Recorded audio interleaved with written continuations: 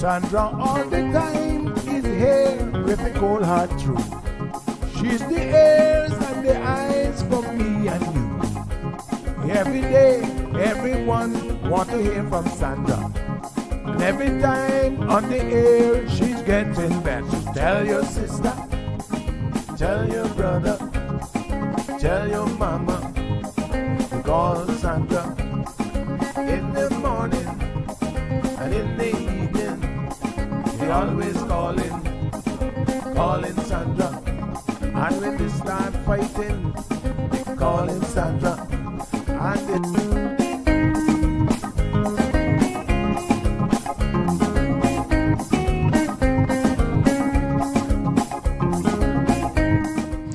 That's right, folks. Everyone is telling their mama about the cold hard truth. Welcome to another episode with more truth telling, more problem solving, and of course, more tea spilling than ever before. Sit back, students, grab your tea and turn up the volume because class is now in session. Call in at 936-2626 because your voice matters. Share your opinion on issues that matter the most to you. Good morning, K-Man. Happy Friday. How is everyone doing? Hope everybody's just lovely. We're going to get things going here in just a second, sending out the respective links to everyone. Thank you guys so much for joining the program. Going to go ahead and get these sent out here. So good morning to Irvelyn. Morning, Stephen. Good morning, Miss Olivia. Give me 1 second here. Good morning to everyone now joining us on Instagram as well. Going to have quite an interesting discussion this morning. I want to give you guys a few minutes to be able to log on to the program. And just a reminder that we have a toll-free number now, courtesy of Flow.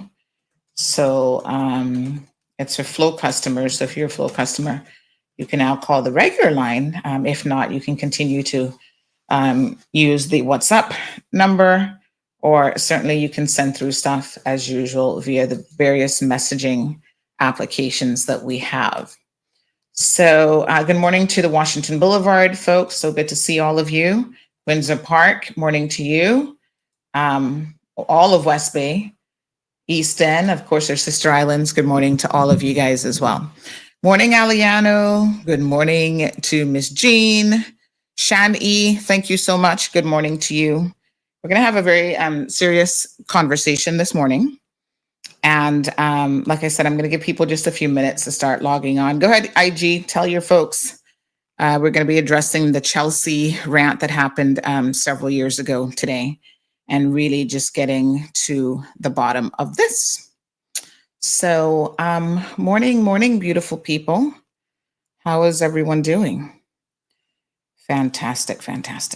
Caymanians in Florida. Good morning to that group as well. I can't believe recently I heard about snow in Florida. I was like, what? It snows in Florida? I can't believe it. Shocking. Absolutely shocking. Okay. So, all right. Okay, so let me just see what else we got here. Yep. I'm gonna get it this morning. Thank you guys so much for tuning in. Yes, indeed. Florida, big shout out to our Caymanians overseas as well. So nice to see you guys. Anybody else need the link before we get started? We're gonna go into a deep dive here. Into a situation. 8.9 inches in Pensacola. That is so crazy. I've never been to Pensacola, but how far north is that? Oh my God. I just never thought it ever snowed in Florida, to be honest. That is pretty wild. Anyway, okay. Wow. There you have it. All right, everybody ready? Share the links. You know the usual. YouTube, Facebook, Instagram, everywhere else. Bobo 89.1, big shout out. And let's go ahead and waste no time and get into this here today. Up in the Panhandle, wow. I must visit. Okay. So let me tell you guys what's going on first and foremost. And then I think that, we're going to stage this in the sense that there's a lot of background information that I have to share with you so that all and any of this starts to make sense. And we can address this and hopefully put this to bed once and for all. So the first part of the backstory is this. And I'm ensuring that people who I need to listen to this are actually listening this morning. Because, okay, backstory part 1. I think most of you know that I am a person who, needless to say, really speaks my mind. Yes, I don't think that's something that I need to tell anybody. And so even on this program, thanks, by the way, I had a backup camera here that we're using. I need to turn off the movement of it. Give me 1 second here. I see it shifting a little bit when I move. You see? It wants to move. Okay, give me 1 second. That is the tracker. Let me just turn that off. Okay, give me 1 quick second here, folks. Yeah, so I think it is probably not a surprise to anyone that I will speak my mind. And sometimes that means that, turning off the tracking. Sometimes that means that things get a little bit heated in the studio. I think we have seen that before. We've had this discussion just the other day. I know that some of you have an issue. I follow the rules, so there are things that I don't say on radio that I know are not permitted. But there are things that I will say on social media. And, in a strict way of thinking about it,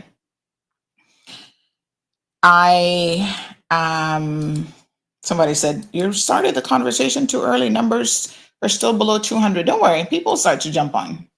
We're now at 227 over here. We're people jump on. All right. And I'm going to give some background information before I get into the meat and potatoes. So we're going to have our side vegetables first. So because I, have this talk show, I'm a very, very vocal person in this community. I speak my mind. Remember a couple of days ago, I was telling you guys, some of y'all need to read this book about the necessity to not be liked by people. You live a very different reality when what you do, right? Your individual truth has nothing to do. I'm going to just show the book again, so those of you who want to get a copy of it can. It has nothing to do with what other people think of you. Now, this is something that's easy to say and much more difficult to live by. The reason that it's much more difficult to live by is all of us care about what some people think about us. Who those people are might vary, but nobody can say that they don't care what absolutely no one has to say about them, right? So for some of us, we care what our children think about us. We care what our spouses think about us. In the space that I'm in, I have to be very, very cognizant of not allowing exterior forces to get in my head when it comes to me doing this job, if you will, right? And so people know that. And there have been so many examples over the years where people know they can't get to me, they can't get inside of my head. So what they do instead is they will come at people around me in hopes that those people will be able to get to me. I told you guys, for example, about the situation with Williams Squared. This was years ago, back in 2019, where I called them out, the mother in particular, for allowing underage children to be at her home at a party drinking. One of the children got so ill from the drinking that she had to be taken to the emergency room and almost died. You know, there are people who thought that that was funny. They're like, oh, this is what kids do. What's the big deal? This is part of growing up. Because we exposed the ugly truth and the underbelly of Cayman, of course, there was absolutely no way that they were going to be held accountable because of who they are, right? And if you don't think that there are people in this country who can do a lot and never be held accountable because of who they are, let me tell you today that that's a stark reality that we all have to live with. So it is quite unfortunate. And, you know, it's something that I have to address because, like I said, they're trying to get to people, and I'll explain what I mean by that here in just a second. So they try to get to me through other people.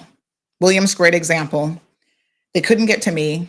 I stood my ground, stayed by the truth. So they went to my husband's employer at the time and had him fired because they said, oh, we can't get to her. We will definitely get to her husband. Had him terminated. And trust me, that was not an easy ordeal to have to deal with. And I said to myself, you know, at the end of the day, I have to still stand my ground in truth, because that is where it matters. So there have been other times, especially in the political arena, when people are trying to get to me via politicians, right? So they have gotten the ear of someone like Wayne Panton, for example. You know, everybody knows that Wayne is a very principled individual. And, you know, they'll go to him, oh my gosh, you're supporting Sandy. Why are you on her show?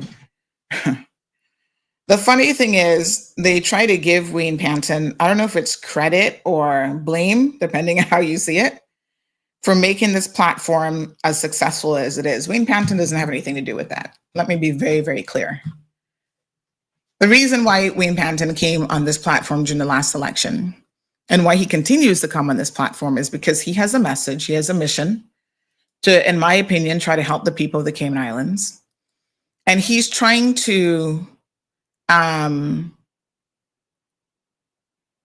reach as many people as possible.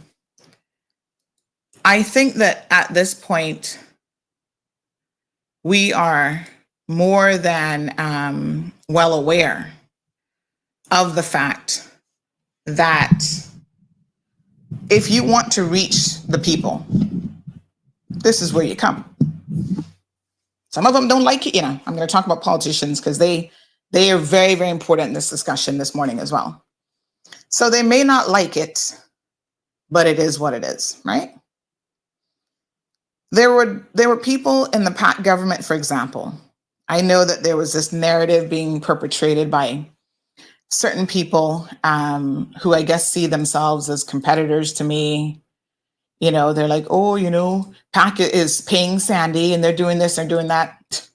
The truth of the matter is probably 50% of the PAC government wanted to silence me because I wasn't going to put up with any of their shenanigans. And they could see it early on, you know. Yes, I was supportive of giving them a chance as a government. Within weeks of them getting elected, remember they went to Cayman Brac, and people who were there from Grand Cayman and even the Brackers had a lot to say about their unscrupulous behavior. And so many of you will remember I addressed that publicly by issuing a warning to them that they get one warning. And it is in their best interest, quite frankly, to get it together. Okay? Certain types of behavior is not acceptable once you become a member of parliament. They're not happy with that. Come on now. They want to do what they want to do when they want to do it. So they're on the attack in more ways than one. Many of you have heard me talk about, for example, the need to have my own radio station. The primary driver of that is because the underbelly of this country means that you have limited freedom of speech if you are not in control of your own platform. Okay? So I pay for my airtime, so I probably have more control than others. Nobody's paying me, right? I'm not on DMS's payroll. But ultimately, DMS owns the station. And so a lot of these politicians and others try to get to me by going to DMS and complaining. Now, so far, Dawn Seymour has made it very, very clear. That's her show. That's not my opinion. She has her freedoms. She's paying for the show. What do you want me to do? Right? But the pressure's on. So to alleviate that situation, I will be this year, God's willing, getting through with my own platform because I have to. When you think about the years of me being sued in civil court, knock on wood, nothing since I think 2019 on the civil front, I believe. That's tied me up for years. It's tied up resources. It's tied up money. I spent over $50,000. That's a lot of money fighting someone like a John Felder, right? Because he was able to put together a quick writ, run it to the court. The court thinks, oh, look at this little geriatric looking man. Oh, he must be a good person. He won a default because I didn't even take it seriously. I'm like, this has got to be a joke. So I had to learn my lesson. You don't ignore any lawsuits. Big shout out to Broadrick, to Broadhurst, my apologies, because they were able to get that overturned. But that still costs me $50,000 to mount that defense. He's supposed to pay it, but the chances of me ever seeing that, it'll be probably a cold day in hell. The day it snows in hell is when I'll probably see that money. So they come at me in all different ways, right? The pressure's on and the pressure's real. There is no two ways about it. For the most part, I am able to weather those storms and just stand my ground. I stand before you guys every single day. I have literally done in the past 4 years, if you say there's 365 days in the year, I take off a couple weeks for vacation. I have probably done in the past 4 years an average of how many shows would you say? 365. Say on average, I'm doing, I take off normally probably about, so say I take off 15 days for the year, right? I have done over 1,400 shows easily. The last 2 years, we've been on radio. Before that, we were on social media. And until you guys have been in my shoes, right? You don't know what it's like every single day to get up, put on a 3, 4, 5, 7.5 hour show during election time. And I'm not looking for any sympathy from anybody. I'm just letting y'all know the facts of how this works. Okay? I do what I do because I love what I do. And I've always said, this is a passion, not a paycheck. Okay? And I get that I will ruffle some feathers. There's going to be people who don't like me. And I have to be okay with that. I have to live with that. That's part of me doing my job. This isn't a popularity contest. And this is one of the other reasons I've said to you guys, a lot of you have suggested like, oh, Sandy, you should become a politician. I don't want to be a politician because the expectations that you guys have of your politicians is that you are going to be able to control them and that they have to pander to you. I see it every single day. They have to pander to you, the voters. So there are times when they need to tell you the cold, hard truth, and they are not able to do that because they're more concerned about being liked, because being liked and being popular means that they're going to get your vote come election time. You're not going to vote for a politician that you do not like. That is human nature, folks. Okay? So I don't have any interest in that. Politicians, they get up in their feelings. They get upset with me. Sometimes you get upset with me, the community, whatever. Okay? Businesses, we got the riffraff people. I'm sure they're very upset with me right now. I have to live in this unusual space. I have to get up every morning and say, Sandy, focus. Okay? You got a job to do. Cayman needs an awakening. And I want to say that because I do this job and I try to hold us, and I'm going to try not to get emotional this morning, but I try to hold us as a people accountable. That does not mean that I'm not human. It certainly does not mean that I'm perfect and I don't get things wrong. I want y'all to look at me this morning. Look me in my eyes. When I tell you I'm an imperfect person, and I have always been able to accept my imperfections. Okay? Sometimes I get it wrong. Sometimes I get it horribly wrong. You guys know. Oh my God, Sandy posted up that poor woman dead. She's not dead. And I'm always the first to come back and say, you know what? I'm sorry. I got it wrong.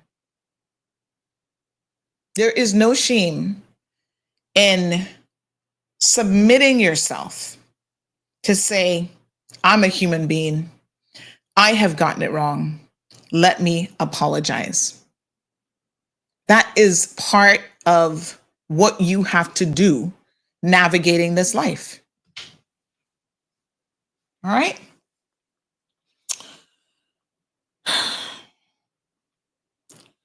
So, a couple things have transpired as of late.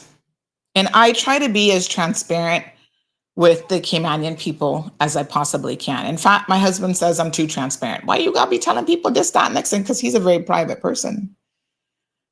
And I get it, but I also say to him, I can't be holding people accountable and asking for transparency if I'm not able to do that at some level myself.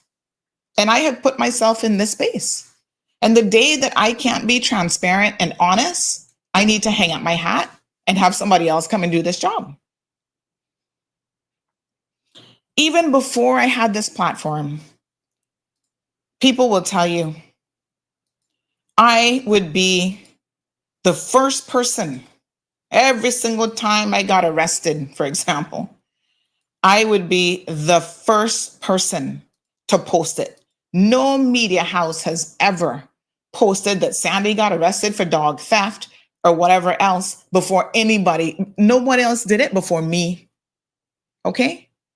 In fact, I remember one time, I can't remember which case it's been, because there's been so many cases. I got arrested and I was actually in the police thing posting up, oh, I'm here at the police station right now. They just arrested me for, I can't remember if that was the dog theft one or whichever one. I'm literally in handcuffs and I'm posting it on social media, letting y'all know I'm in custody. So nobody can take no picture of me and be like, oh, Sandy's got, nope, I'm here. And every single time they come at me, their cases get thrown out. I'm not saying that I'm perfect. Far from it. But I'm going to live in my truth. I'm going to live in the honest space that I try to hold other people accountable for. There are people, and I want y'all to hold off for a minute calling me, please, because I do want to get through this story. And so please, by all means, call the show number and I'll let you guys know when the lines are open. So there are a lot of people who say to me that, you know, I was instrumental, CMR was instrumental in getting this past government in. So, I mean, that's a matter of opinion for you guys. I don't take that on one way or the other, to be quite frank. But it's interesting that people say that, and it's interesting that people seem to think that I have so much political power. That's what people blame me for all sorts of stuff that a lot of times has absolutely nothing to do with me. I mean, I'm just like, whoa. So because there was this sense of, oh my God, you know, Sandy is so influential and this and that. And of course, the politicians do pay attention. There's no two ways about that. They definitely pay attention to what is being said. Whether they act on it or listen is a whole different situation. But listen, we've seen them all of a sudden jump up. Oh my God, we need to do this. We need to do that because this is on Sandy's show. Yeah. They come and they come with it. So it's important contextually to understand what is transpiring here. They saw me being influential in the last election, and they know pretty much the same thing, in their opinion, is going to happen now. So what is going on is they're putting on the pressure, and they've been putting it on certain people from last time. And like I said, Wayne Panton happens to have been one of those people in his own government. Why are you going on Sandy's show for? We're not going to go on her show. The people who told me about it, who were around Wayne, I said, that's okay. When election time come around, when they have to pay to be on my show, they're going to be coming by the droves on their hands and knees, begging to come on my show. And if you think I'm joking, let me assure you that is precisely what has happened.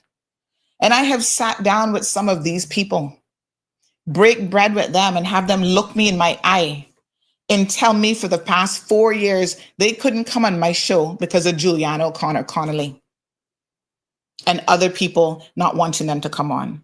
But I know the truth.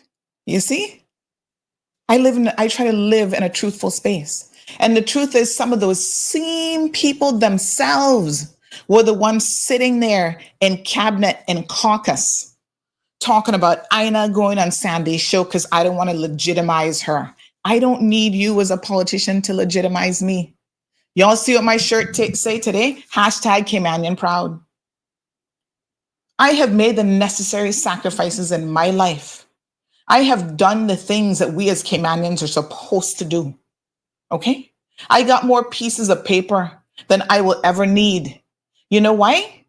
Because I grew up in Georgetown as a poor Black Caymanian that no one would ever in a million years legitimize if I didn't have this platform and if I were not making a difference in the lives of people every single day.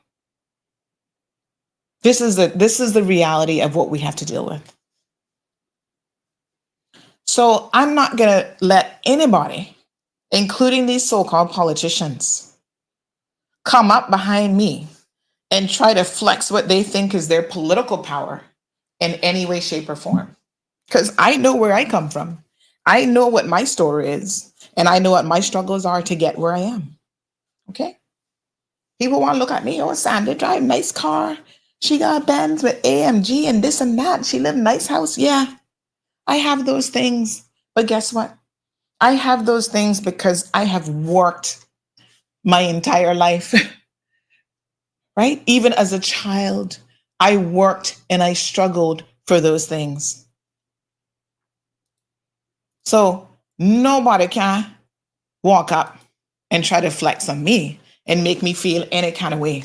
I don't need you all to legitimize me in any way, shape, or form. Okay? But so said, so done. Campaign season, here they come. All kind of money. Here's the money bag. We need to get on your platform. Okay, cool. It's a business. I told y'all during the political season, we gonna give them access. That's no problem. There are other people who I have said, because I stand very, very firmly on certain things when it comes to protecting children and women, that I will not let them on my program for all of the money in the world, because they have demonstrated in the most horrific way that they are not worthy to be a representative of the people of this country. You've been accused of assaulting women. You had women, and I'm talking to Chris Saunders, because I want Chris Saunders to wake up this morning and hear me clearly. Because I personally believe this latest attack, which I'm going to get into the details now, he is behind this 1000%. It has his fingerprints all over it. And what he needs to be careful of is every single person you forward this email to, we can have that IP address traced right back to you. Watch yourself, Chris Saunders, because I'm coming for you, and you better believe it. I have stood up for too many abuse victims in this country. Caymanians, Black, white, Filipinos, I don't care where they're from. Their stories are shocking and harrowing, and it goes to my heart and the core of who I am. To let him or anybody like him sit in Parliament without advising you, all the voters, of what he has done. And the worst part of it is his inability to come clean and simply apologize. They're sending around material, and I'm going to show it to you guys here in a minute, talking about an incident with Mina, 14-year-old, 2 years ago, and her mental health. Chris Saunders, I want to ask you a question. When you had people petrified, I was talking to a civil servant last night, they would not even come to work. Government had to put them on leave because they had to take mental health leaves because of you constantly and persistently harassing them in all shapes and forms in their place of work. You tell me if you really worried about people's mental health. Absolutely not. This is all about politics. And they trying to come at me sideways, but you better come with the truth, the whole truth, and nothing but the truth when you come at me, because I'm going to bring receipts. Okay? And I'm going to read some of your comments in due time. Thank you so much. I do see them coming in. So this is what this is all about. From last week, the attack started. It's no coincidence that on Thursday of last week, the TCCP government came out, and everybody on pins and needles. There will be at least 4 or 5 parties before April the 30th. And I can't go into too much detail because every single party will trust me with some degree of information. And I'm not here to share their business. When they're ready to launch and do what they have to do, we'll get there. Huh? In the meantime, let's just say that the horse trading for this election cycle has begun. You see, you, the people, said the independent experiment didn't work. They got that message loud and clear. All they're going to do now is form parties and groups beforehand, thinking that y'all are that simple, and that's going to do the trick. The horse trading has begun, Cayman. They are vying for candidates. None of them can get 19, but they're all in the background vying for candidates, trying to pull this one here, that one there. It's all over the place. And because I have said, right, there's some groups, they can have Chris Saunders right in the mix, him and McKeever, but they can keep them on the DL, you see, keep them in the background. They can't make them come to the front because y'all not gonna support it. And they know for sure they're not coming on my show. So these people are now doing their best to discredit me. Listen, this is your best shot. This is all you got. It's really poor, to be honest, but we're gonna address it. I'm not a politician, but I might as well be, because they coming at me with daggers and spears and slingshots, coconuts, everything they got to throw at me. So what they have done, big shout out to Al. He said, hashtag Sheddon Road proud. That's right, Towna. What they have done is they had to go back 2 years to find this video clip of me addressing Chelsea, this 14-year-old young lady. And they have now circulated this. Cowards. You see, when I stand here and I call him out, by the way, stick a pin. The FOI has already been submitted on Chris Saunders. When I tell you I bring in receipts on him, because I've been talking about this, and that liar is still going around telling people that he quit the government. I've FOI'd the deputy governor's office and the governor who fired him, removed his instruments of appointment. And I want everything about why he got fired, the entire chronology of events. I want copies of the complaint letters, the oral complaints, everything. Because I coming at him with facts, not made up stuff. So y'all stay tuned for that, because that show coming. That might have to be an off-air show too. Right? Because we not gonna hold nothing back there. But they're all up in their feelings. Oh, TCCP came out on her show. They had a strong showing, this and that. Ralston came out. Ralston numbers looking good. He had a strong showing. We have to go in now and cut Sandy off at the knees. I can tell you how stupid this political thing has gotten, right? We have to cut Sandy off at the knees now because she might be, once again, influential in who uses her platform and who gets in the next election. So they went and dug up something from 2 years ago. I gotta let y'all listen to it. Sending it to Wayne Panton, sending it to all of my clients, the ones that they know are my clients anyway. How can you support her? You know, here she is attacking a 14-year-old child. Okay? Here she is attacking a 14-year-old child. What about her mental health? And this, that, and the next thing. Really? If you were so concerned about this 14-year-old child, 2 years ago when this incident happened, why you didn't reach out to Wayne Panton then? They went as far as going to his foundation, which, as you know, we have supported 1,000%. Come on here, tell our young people how they can get mental health support when they need it. Oh, how can you guys work with her? We have supported their platform, their cause at no cost to them. We support NPOs here all the time. Just the other day, a substance abuse NPO reached out. We would like to advertise on your platform. How much? I said, don't worry about that. Just get your stuff together. We support the important role that you guys play in trying to help people who suffer from substance abuse issues. You not got paid to be on CMR. We don't need money that badly. I support these causes. I support the Alex Panton Foundation. There are people who have been suicidal in their life, who I was their lifeline. Okay? They came to me. I need help, Sandy. I need you.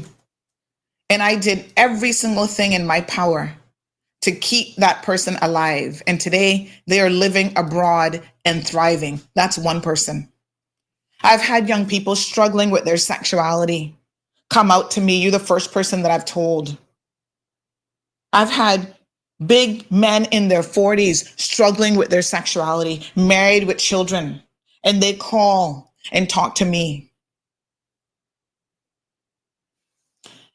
But you see, this is all about, oh yeah, there's a big mental health thing right now. Everybody uses that, whether they have a legitimate reason to or not. So these cowards hiding behind AI voices. Remember the time they did that whole letter that they had written by ChatGPT as well? Oh, Cayman Mall Road is breaking this community apart. Cayman Mall Road breaking this community apart? Cayman Mall Road shows the underbelly of what this country actually is. And y'all not ready for it if you think that I'm the problem. I'm not the problem. What is happening in your homes is the problem.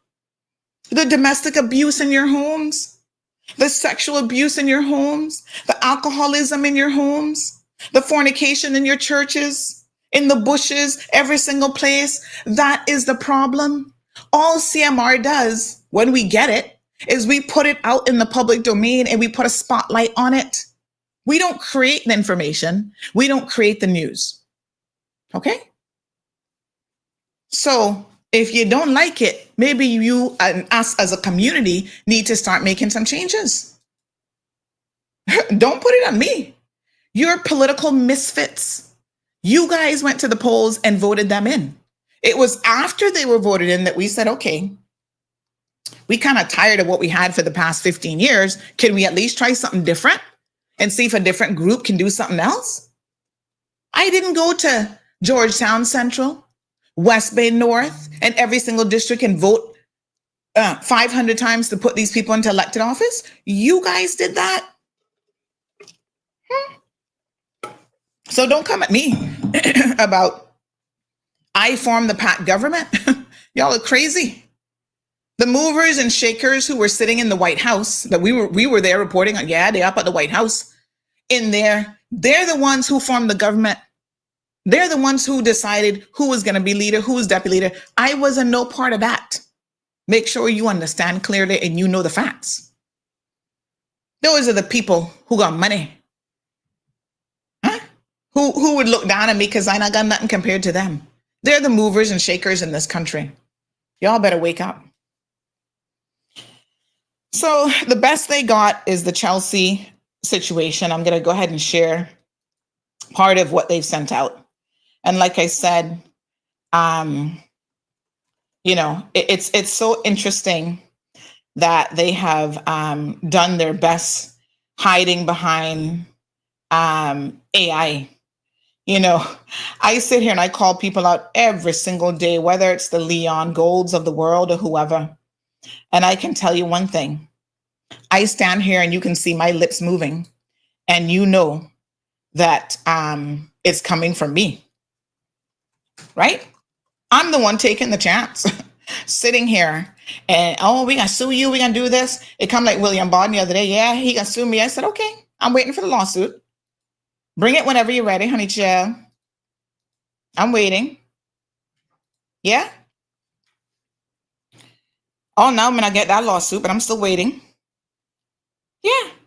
So I get it. I take people on without a doubt. But I stand behind what I say. And if I get it wrong, then I get it wrong. And there'll be consequences for getting it wrong. I always tell you guys that there are consequences for our actions. And yes, the times that I get it wrong, I get it wrong. What to me is so shocking is when people sit down and don't understand. In May of this year now, we're in 2025. We have a massive freedom of speech Court of Appeal decision that is going to be coming down the pipeline. And that decision, folks, is going to change the law in this country surrounding freedom of speech. Because some of this really has to do with someone's freedoms to be able to say what they want to say, whether you like it or not. Okay? And I want to talk now specifically about the Chelsea situation. So I'm going to show you guys in part what they're circulating. I'm also going to talk about yesterday's show because, of course, the pro-port people are very upset with me because they felt like their agenda from yesterday wasn't achieved. And I'm going to talk to them specifically here this morning. But let me address this Chelsea situation. Okay? Here's what they're sending around. They're sending it to all of my clients, like not all, because some clients they don't even know are my clients, but the ones that are obvious. Health City comes on. You guys know this is my client. So look at what they're doing. Verbally assaulting a 14-year-old minor and a young Caymanian.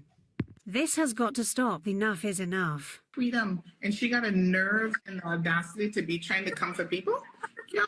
Sandra, you need to get off of Instagram and shut up. Chelsea. No. First of all, who was that? No.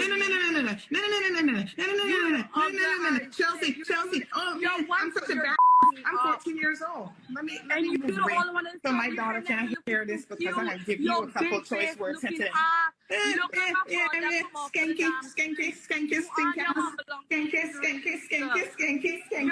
Stink ass Chelsea, hood rat Chelsea, hood rat extraordinaire.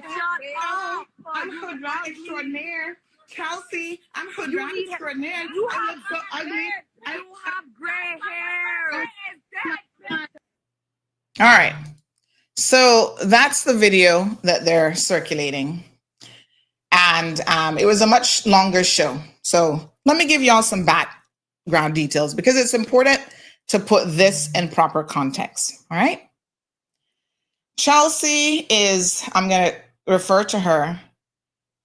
Somebody said radio got cut off. So that's clip might have been low. Let me just pull the radio back in. Give me 1 second here, folks.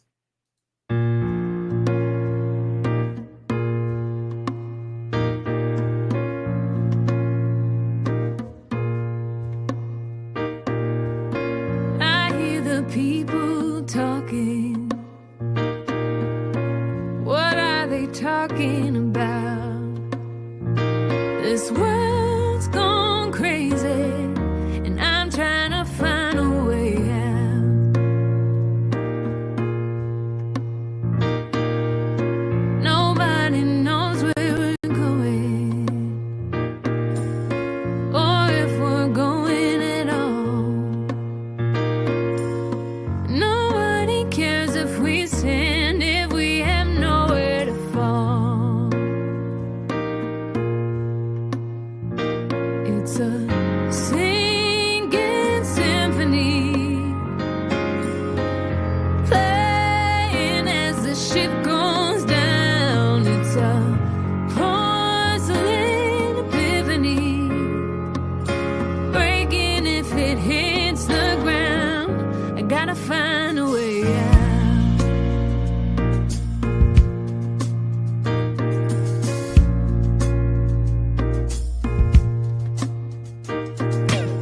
So many questions answered without an answer to tell. Too many things on my mind for anything to go well. All right, folks, we're back. I think that feed might have been a little bit low in the automated thing and the radio kicked in. Thank you so much for letting me know that, guys. So I,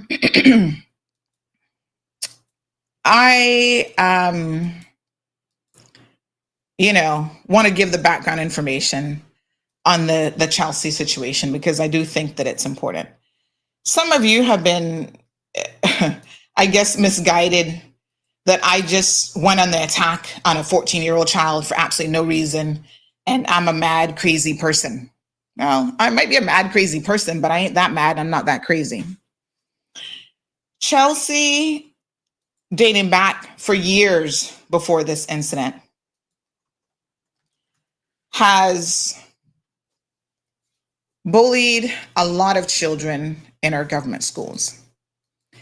I have had their parents reach out to me, and I had to go back through my messages yesterday, dating back to 2021, 2022, with harrowing stories of what she had done.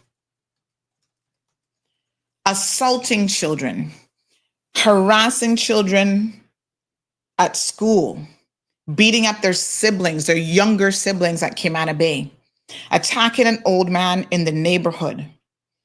And because I was speaking out against this level of bullying, she then took to social media and started attacking me. And some of you young folks will remember this because, I've been to John Gray and there's kids like, oh, Miss Sandy, I applaud you for taking Chelsea on because she has been harassing us for years and this and that. And, I've heard your stories loud and clear. I've spoken to Chelsea's mother who refuses to take any accountability for her daughter. She's been arrested. She's been at the detention center. They've threatened to put her in the home because she is uncontrollable. I have seen pictures of children bruised up and beaten up by this young lady. Then she starts attacking me doing her live stream, and I have all the screenshots in. Anybody need receipts?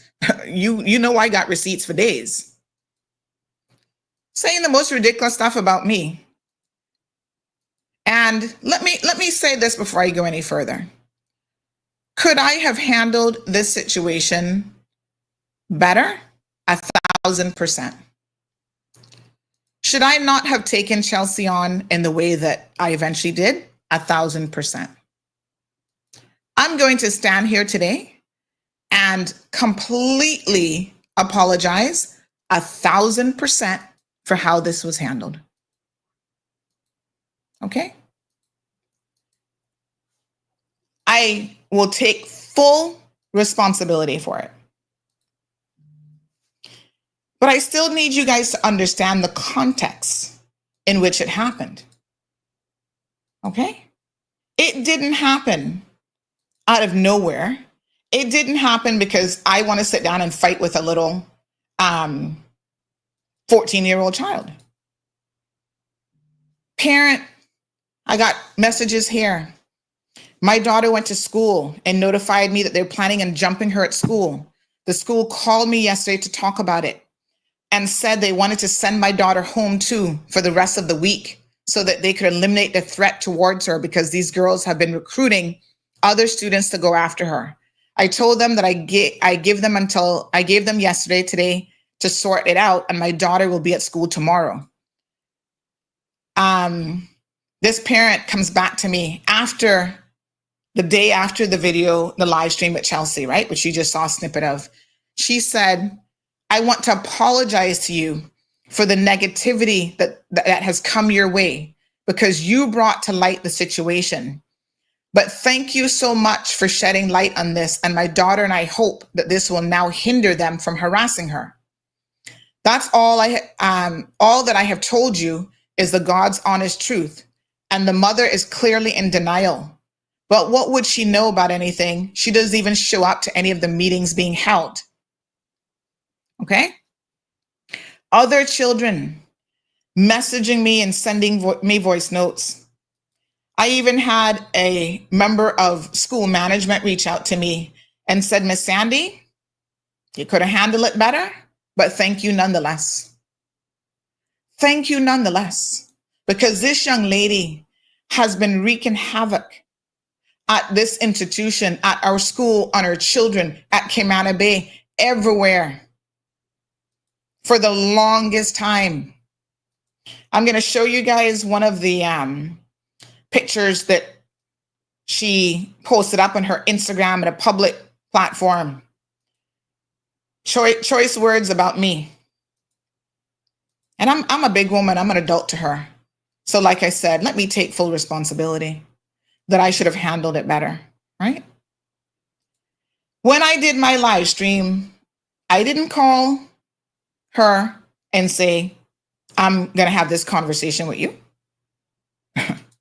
What happened was I had a live stream and she decided, because she thinks she's a big woman, that she's going to come on it and put me in my place and cuss me out and talk about my edges and my this and my that and my front and my blah, blah, blah. So what can I tell you? I went there and I was like, are you kidding me right now? Let me show you some of the screenshots. I can't read this on air because we can't use profanity.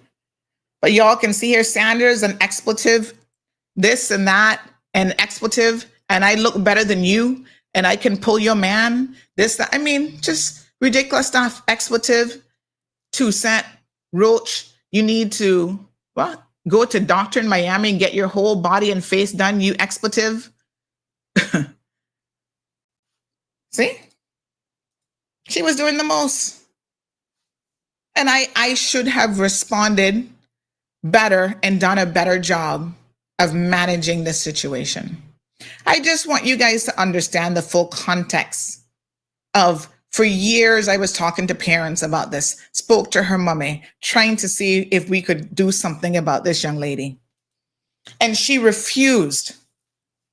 As a parent, let me say this, because since then I've reflected and I've said to myself, you know, I'm a mother. I got an 8-year-old.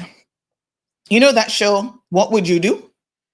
And I've asked myself, Sandy, if it was your daughter that joined a live stream and somebody like you said those things to her and put her in her place and went down to her level to show her what, you know, this is what you're going to do. Okay, we're going to go there. What would you do? And I've really honestly reflected on this. And I know as parents, we never want to give our children wrong. But you see, I grew up in a different time when we didn't cuddle children when they did wrong. Today, they go out there robbing a bank and y'all got excuses for them. So I would have done what Aunt Lottie would have done. I would have gone to Sandra Hill, had a conversation with her. I would have said, yeah, you know, I don't really appreciate it. I think you could have handled it differently. But here's my child in tow. Now that I've seen all that stuff that she posted about you, what she had to say about you, she owes you an apology. Because I have had a conversation with her already to say, you think you're woman enough to get in the ring with Sandra Hill? You joined her. She didn't join you. You joined her live stream. And she put you in your place. You deserved it. It may have been harsh, but you deserved it. And now you're going to apologize to her. And you're going to apologize to all these other children that you've been harassing and physically assaulting for years, and the authorities refuse to do anything about it. Let me tell y'all something as a Caymanian mother. I see every day how we continue to fail our children. Then when they end up in Fairbanks and northward, we don't want to take any responsibility for it. The shocking thing is this. In the past, there have been more than one instance. I was telling you guys earlier about the thing with Williams Squared, with Kathy Williams, right? When that happened, all the nice little kids at CIS came out, creating fake accounts. You guys remember they came on my live stream. They were cussing me out. They were posting, saying the most. And I had to put some of them in their place. It's so funny how this person don't even know what's going on. And I had to put some of them in their place as well. 3, 4 young men I can think of specifically. I posted up and said, don't come for me, Bobo. And I put them in their place. Let me show you all the difference now with Caymanians. And this is where we have got to be willing to take accountability for our dreadful and poor parenting. You know what those white people did? Okay. Anna Pecorino, big shout out to Anna. She reached out and made her son apologize. Can't remember his name now. Thank you, Anna. She made him apologize. Jackie from Dart, 3:00 one morning, her son messaging me, trying to defend Kathy Williams. You see, these young children, they're children. They don't know their place. They want to be adults in adult conversations. So what if Miss Kathy made us drink, blah, blah, blah. I remember it well. It was about 3:30 in the morning. Only God knows why I was up. And only God knows why he was up as an underage child. I went online. I don't know Jackie. I went online, found her email address and messaged her. Said, get your son. You know what she did? She responded to my email and said, thank you. And you will not hear from him again. Years later, 6 years later, I never heard from him again. You can believe that. There was another parent, I can't remember his name now, married to a Caymanian, and they were going through a divorce and all kind of stuff, right? He messages me, oh my gosh, you post this up about my son on social media. I'm going to sue you. I said, okay, honey, child, Bobo, sue me. But I said, you know, what you should do is that $200 you gonna go and get a lawyer write me foolishness and nonsense when you have no grounds? You better take that money and teach your child some manners, put him in manners school. That's what you need to do. And he was like, I said, yeah. I said, do you know the messages that your son has been sending me? He not been sending you nothing. I said, really? I said, go check your son's social media accounts and come to me again. By the time he checked the social media account, he came back and said, ma'am, I apologize. My son was wrong. I had no idea that he was sending you all this stuff, cussing you out and carrying on like this. I said, no problem, sir. I'll remove the post because I am big enough to admit when I am wrong. And when someone else genuinely apologizes, especially children, I give them grace because I keep saying, you know, they themselves, Chelsea is a victim of bad parenting. You don't think I know that? So I need to give her some grace, but she needs to understand she's already been arrested. The system not gonna keep playing with you.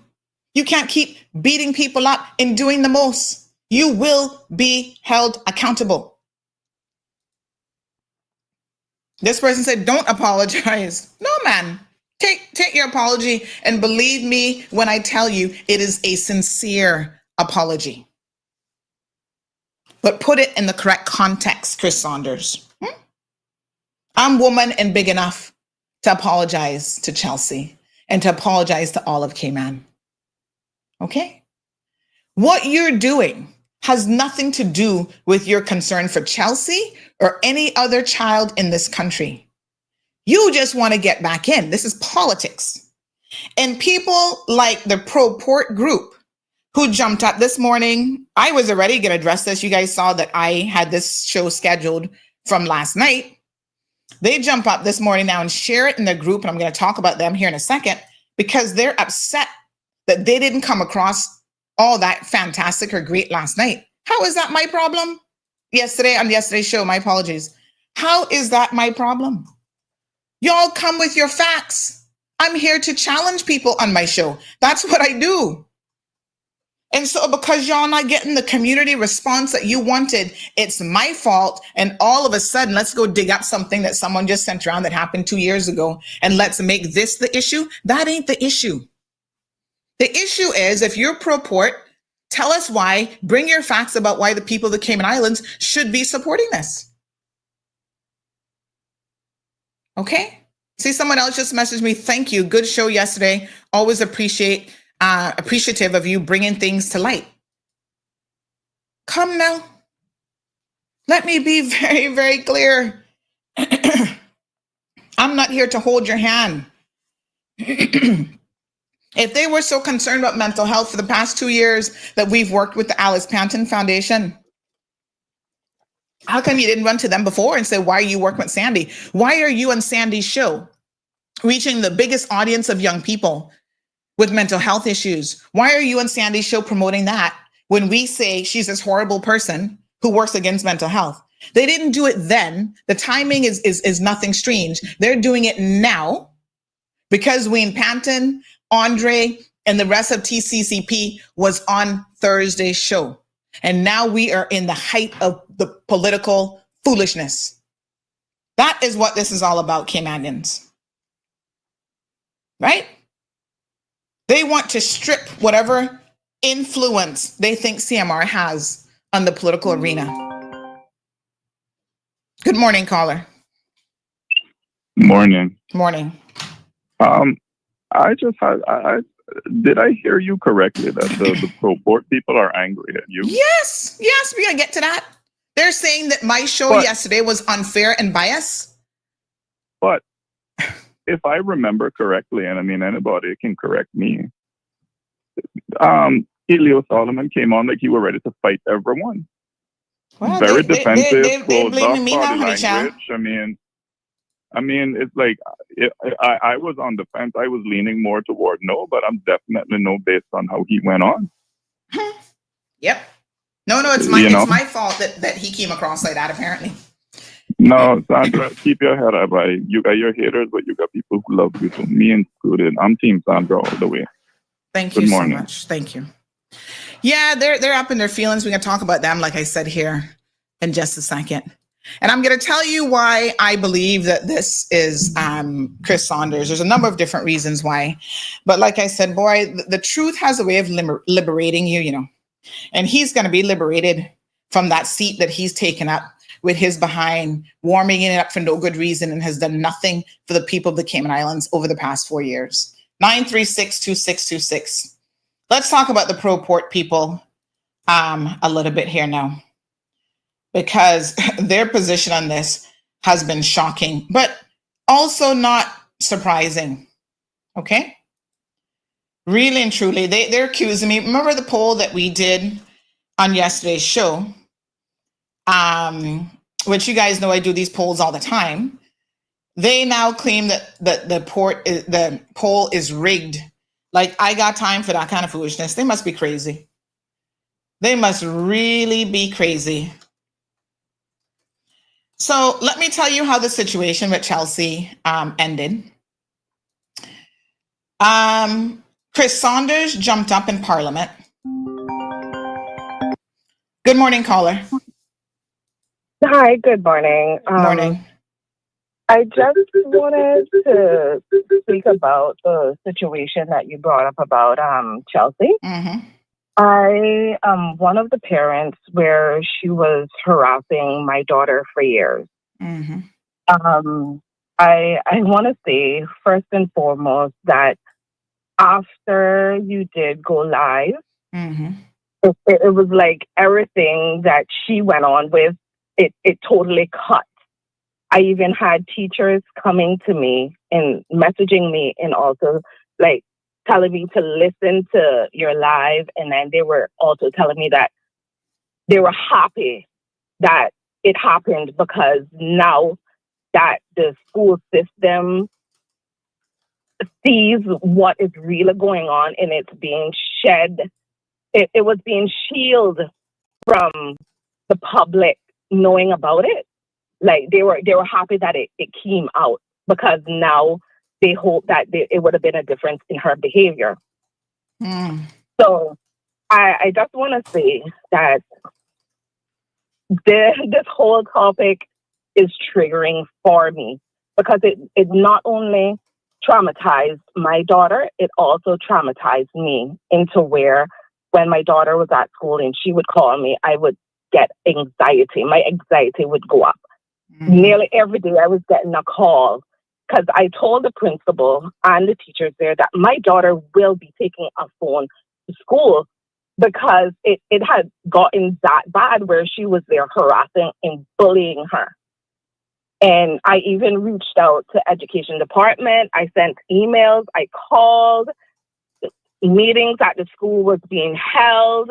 Mm-hmm. They created Instagram pages where they were talking about my daughter. They took pictures of her. They posted it up. They wrote stuff on the bathroom walls about my daughter and about myself. They went on Instagram Live.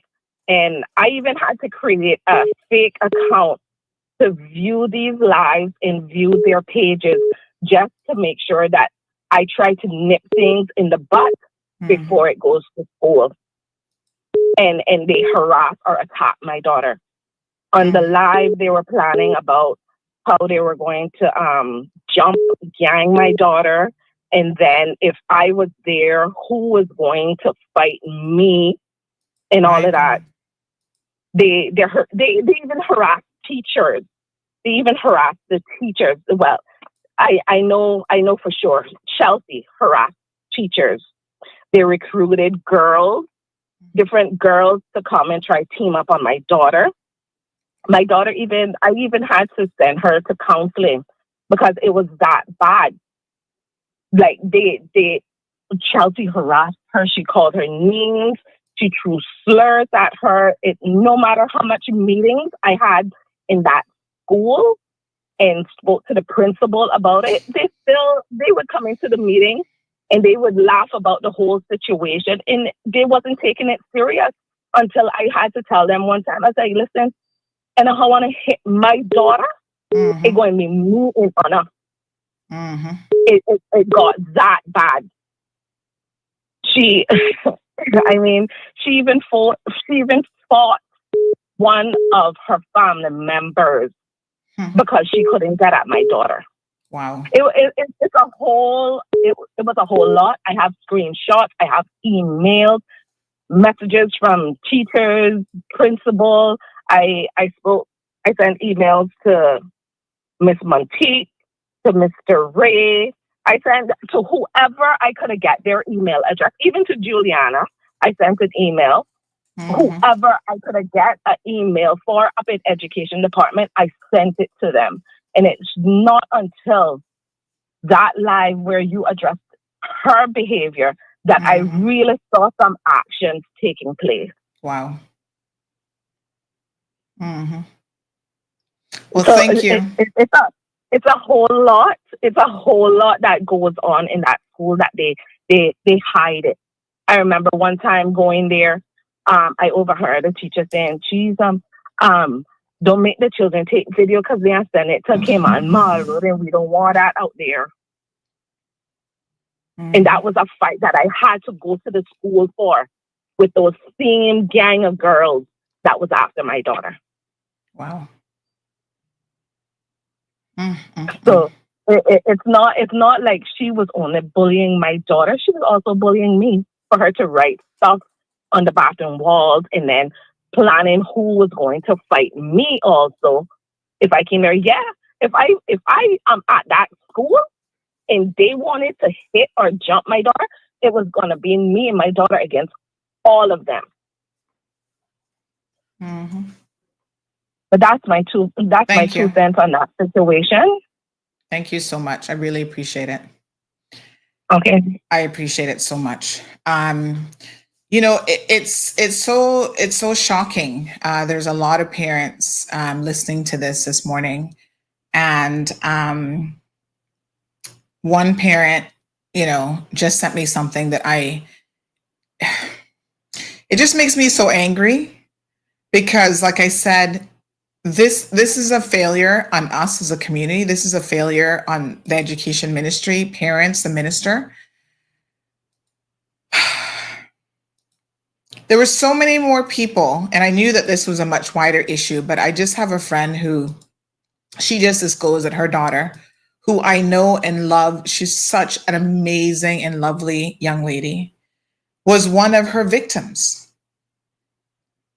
I didn't even know this until just now. This is hitting so much closer to home. This parent says, as someone whose child Chelsea hurt, has she apologized to any of her victims? We must have sympathy for her now.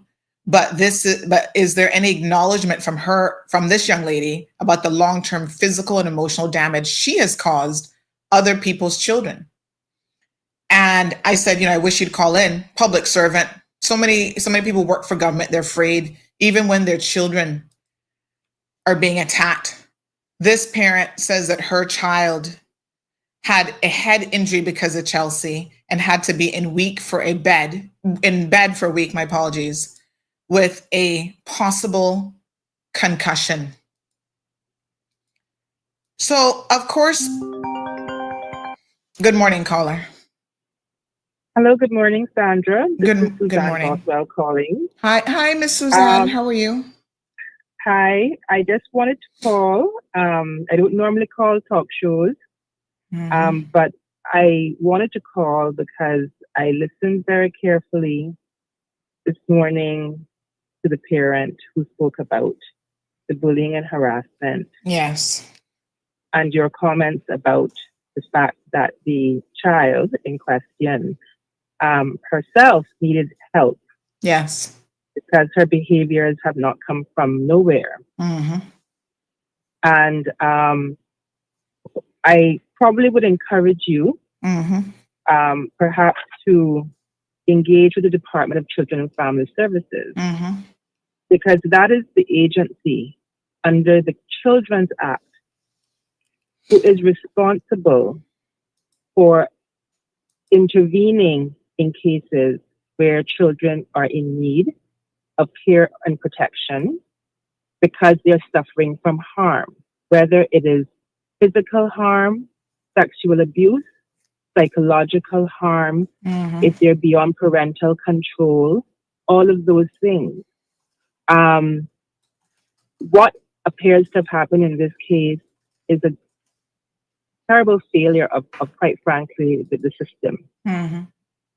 Because if this information was brought to the school's attention, they themselves should be equipped to redirect the concern to the appropriate government agency so that there's proper intervention for that child and so that the harm that she's being inflicted on her, that's causing her to act out, and the harm caused on the other children can come to an end.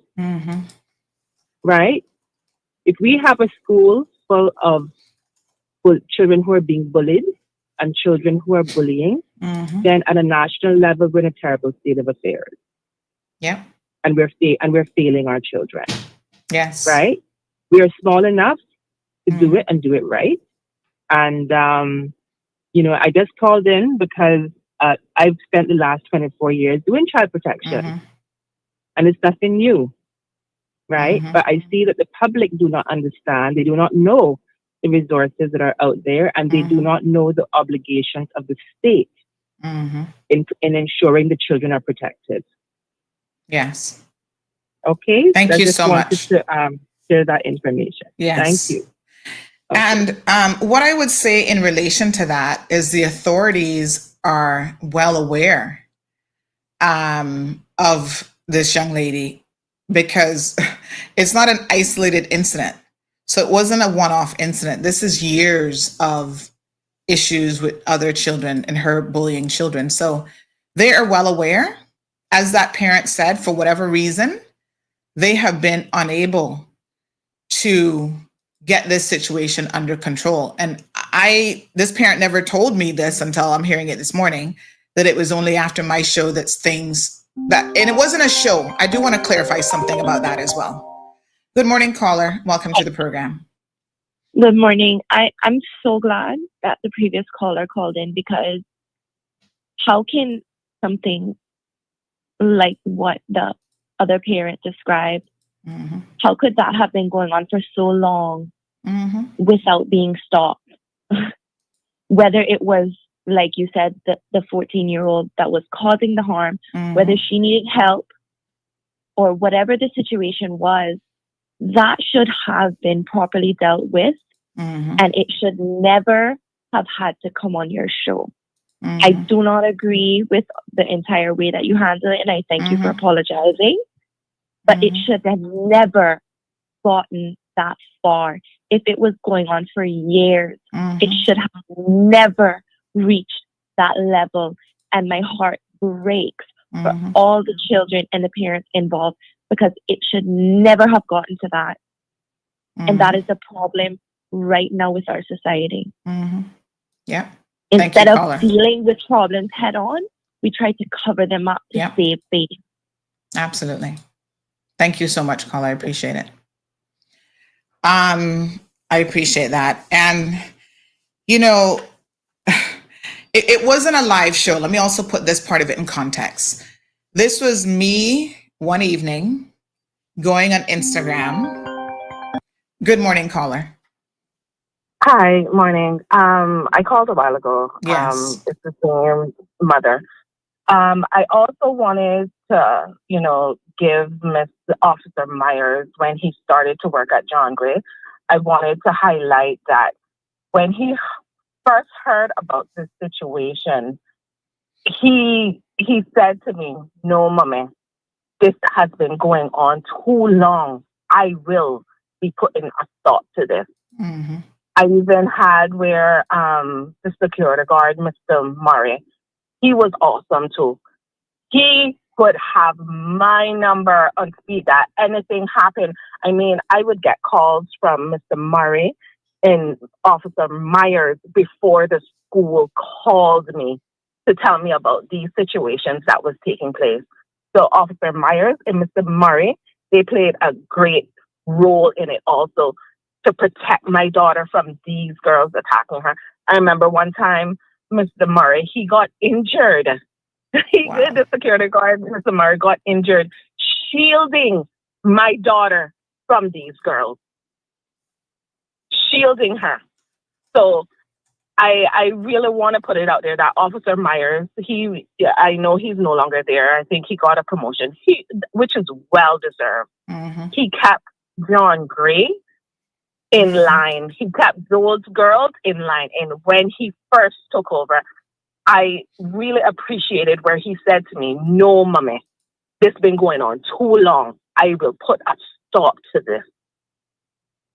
Mm-hmm. I just wanted to add that. Thank you. Thank you so much. Good morning, caller. Kaboom to Mr. Murray. He always protected the kids in John Gray. He should never leave. Thank you. That's it. Thank you so much. Yes, I mean, it's crazy, but it wasn't a show, so it wasn't a scheduled show or anything like that. It was, very impromptu, and it was only on Instagram. That still doesn't, excuse in any way, shape, or form. I'm just making sure that people understand. It's not like I sat down and organized a show and talked about, The police obviously got involved. They did a full investigation, sent the file to legal, and they decided not to proceed with any criminal charges. I did have to engage my attorney. I went in for a police interview and everything as well. Why I know that this is political and really tied into other things is because I want to go back in time. When Chris Saunders and John were both up in their feelings and upset, this is right after the new commissioner, Mr. Kurt Walton, was put in place. They actually brought this up in Parliament. Good morning, caller. Morning, Sandra. How you doing? Good morning, honey child. How are you? I'm good. I'm out in my yard orchard, watering it and listening to your show. So I wanted to add my 2 cents. First of all, I want to say I'm sorry that useless politician is attacking you, but we all know every election they find things to attack us. So just stand your ground because you know you can do that. Anyways, I wanted to add this to the bullying part of the situation with schools in our country. I attended Spot Bay Primary School until 1978 when I moved here. And during the time I was at Spot Bay Primary School, this is the trend of the Cayman Islands Department of Education, and it's from back then. They've never dealt with any kind of bullying towards any child, whether it was a male bullying a female or female bullying a male. Well, I was bullied by a particular person back then in the school who always did that to us girls. Did things like pulling chairs from under you when you're about to sit and stuff like that, right? You still hear me? Yes, ma'am. Okay. Anyway, as a result of that, I'm 56 today, and I still have a back issue from when he pulled the chair from under me, which caused me to have to fly to Grand every weekend to see Miss Jackie Smith back then, or she was Jackie Tomlinson back then, to correct my back from a young child. So they never addressed it. They never did anything about him. He was never expelled.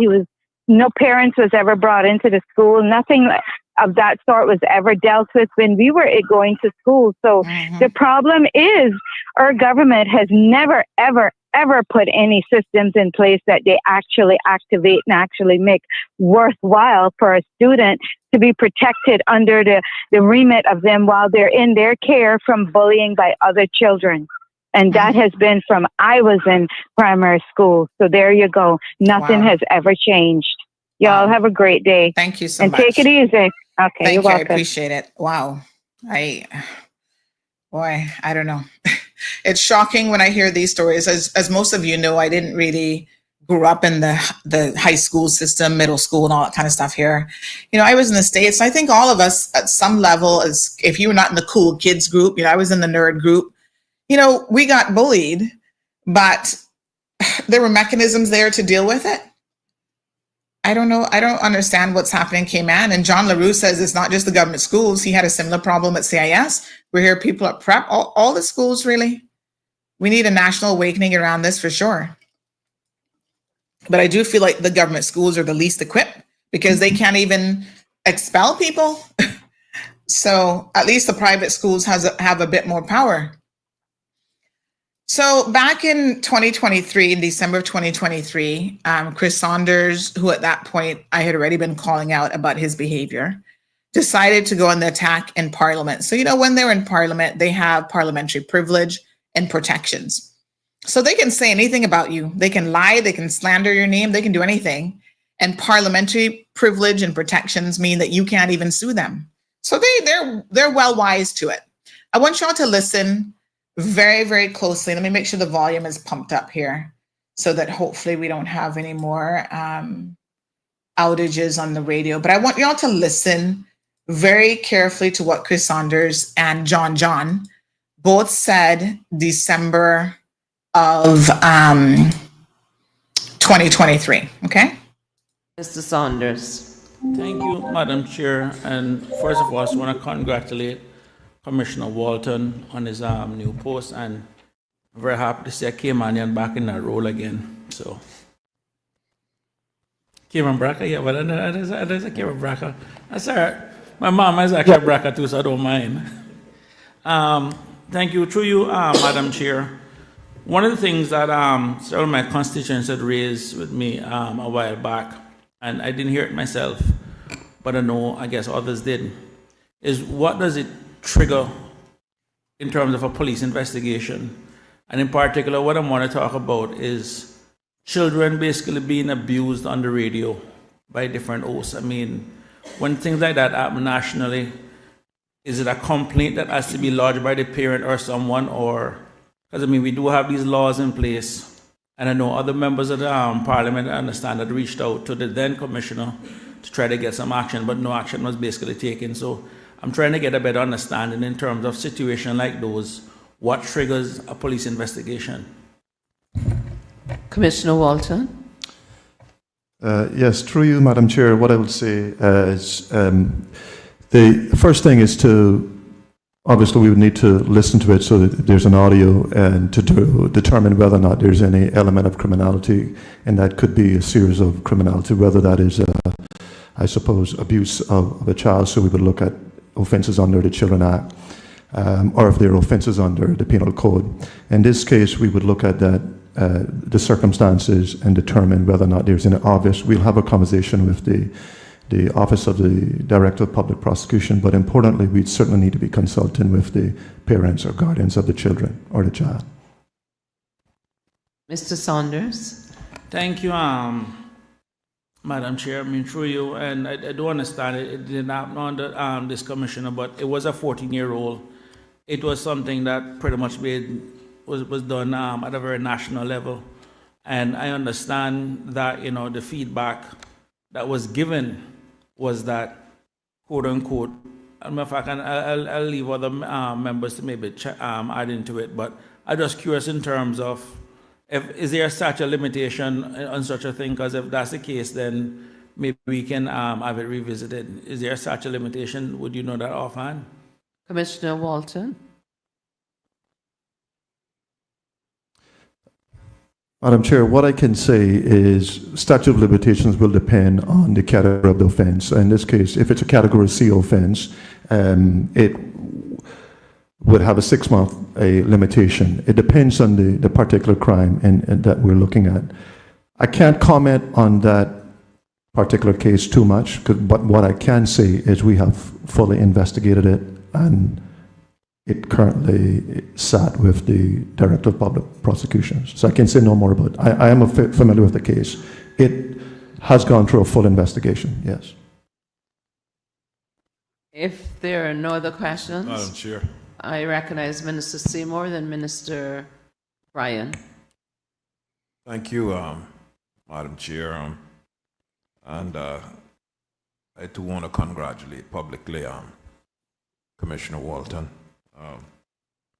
on the same matter in terms of use of our public airwaves and communicating to our public, inciting the public, and at a time when the country needs to be uplifted. There's a lot of profanity. I've sent you some communications and some recordings of some of this profanity. I've seen other persons in the public been questioned, arrested, and charges pending, etc. And I want to know that the same rule is applied to everyone in the Cayman Islands, whether it was me or anyone else. And I want to know if the information that I sent is being investigated, or if it's been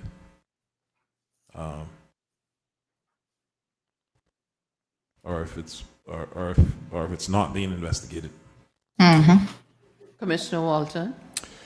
Through you, Madam Chair, just yes, I'm aware of a number of correspondence from various members of the community. What I will say is, yes, I have taken all of those. I have assigned those to a particular investigator, and we have had a dialogue, or we've had dialogue with the Director of Public Prosecution Office. Just on the issue around the law is impartial, so it doesn't matter as long as the law has been broken. We will take that and have a full investigation. There are times when what has been said across IT platforms are not constituted or hasn't passed that threshold of criminality, which make it sometimes difficult. So it's why I mentioned that it has to pass that threshold of criminality, whatever that criminality may be, whether it's the misuse of the ICT platform or whether it's causing an annoyance or abuse and threats. But the point is, as long as it makes the threshold or pass the threshold of criminality, then we certainly would fully investigate. All correspondence that's been sent to me has been assigned and being investigated. Madam Chair. Minister Seymour. I want to thank the Commissioner for that, because I don't think that we should have persons in this community communicating with our people and feeling that they are lawless and they can say whatever they want in this country and not be held accountable. Well, I can tell you one thing, that's rich to say that I think that I'm lawless and I'm not going to be held accountable. Well, John, for as long as he's been an elected member in this country, clearly doesn't know the laws of this country. He doesn't understand the importance of freedom of speech. And that is why this case that's coming up in May is going to be a significant one, and why the Court of Appeal has already said that they are going to set the law as it relates to the Bill of Rights and freedom of speech in this country. They're going to set it down because it has never been properly challenged. And so this will be, they said, the test case, and they had gone as far as instructing the legal aid department to work with me on this and getting me a King's Counsel to put forward the legal arguments, because this is going to be a groundbreaking, precedent-setting case. Our legislators can sit in the Legislative Assembly and admit to sending stuff to the police to try to curtail my freedom of speech in a context in which it doesn't make any sense. If I am not using profanity on a public radio station, which off-reg thinks that they can, and their off-reg, by the way, is going to be challenged on that one of these days as well, believe me. But I'm doing it on social media. Mark Zuckerberg could care less. They're not trying to curtail my freedom of speech. But yet our legislators want the police. You heard what John said? She should not be talking to her people and getting them riled up. That's been our problem for too long. Caymanians have never been riled up about very much of anything. Yes, I was talking to a friend of mine, Sandy, we all riled up about this riffraff thing. I wish Caymanians would get riled up about crime, about abuse, about all these other things. I said, me too. But maybe this is a start. We've given them something to get riled up to. Our collective voices have been heard. The MPs don't want you to get riled up because the day that you finally get riled up, you're going to vote out John. You're going to vote out Chris Saunders. You're going to vote out McKeeva Bush because you're going to be riled up against domestic abuse. You're going to be riled up against assaulting women at the Ritz-Carlton. You're going to be riled up about a woman being dragged by her hair at Coral Beach and being punched and have bruises all over her body. Huh? You're going to get riled up about bullying civil servants as a minister of government, as a deputy premier.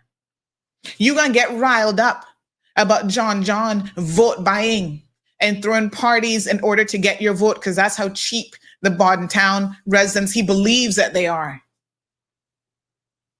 You're going to get riled up about the fact, like I said, it's real rich that he won't talk about applying the law to people. When he went down to the hotel and beat up his ex-wife's girlfriend, that's the kind of stuff that y'all should be getting riled up about. Not about my freedom of speech rights, not because I use a few, profane words that you don't like. Were y'all riled up then? Did you get riled up when he lied to his wife at the time, now his ex-wife, in order to get her to come downstairs at the hotel so he could attack the man that she was with? They were separated. Did y'all get riled up about that? So it's real rich coming from him and Chris Saunders. Talking foolishness. Oh, this case, I didn't hear it myself. You heard what he said? I didn't hear it myself, but it happened a while ago and it was sent to me. The commissioner essentially said they investigated it, which they should. They did their part. They did their job. And he's like, just because you're offended by it or you might not like it, that does not make it a criminal offense in this country. You better believe that if they thought they could have gotten a conviction, like every other case with me, they would have brought it. But even to them getting tired of losing cases, because at some point they're like, boy, this woman gonna be able to come at us and say, historically, we have been bringing all these cases against her and can't win none. Something wrong. We're targeting her. They're aware that one day I'm gonna lawyer up and sue this government. There's been too many frivolous complaints that should have never met the threshold, but just because it is Sandra Catron, Sandra Hill, Sandra Solomon, whatever name you want to go by, it's elevated to national issue. The nation building case, where they accuse me of issuing fake certificates. How can it be a fake certificate when I'm the only one authorized to issue it? It's my program that I'm teaching. The case didn't even make any sense. The judge instructed the jury to throw it out. It does not meet the basic legal threshold for us to even be here.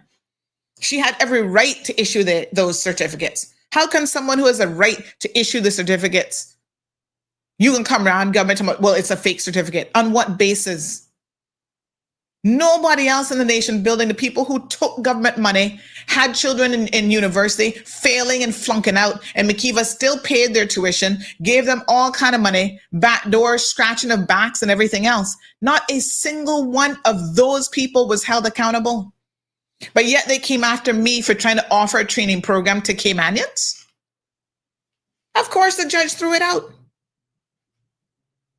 The ridiculousness over the years that I have sustained, as Cameron said, I think it was Cameron, said this attack on you not just started yesterday.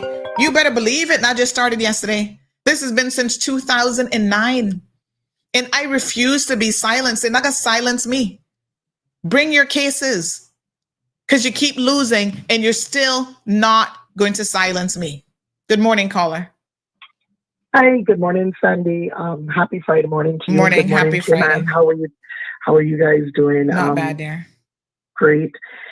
Interesting topics. And I'm sitting here trying to rehearse a speech because I got so much to say and I don't want to lose it. But this very moment seems like a deja vu moment to me, because 4 years ago, probably around the same very time, we were probably all on your show and we were talking about all of this again, where we were talking about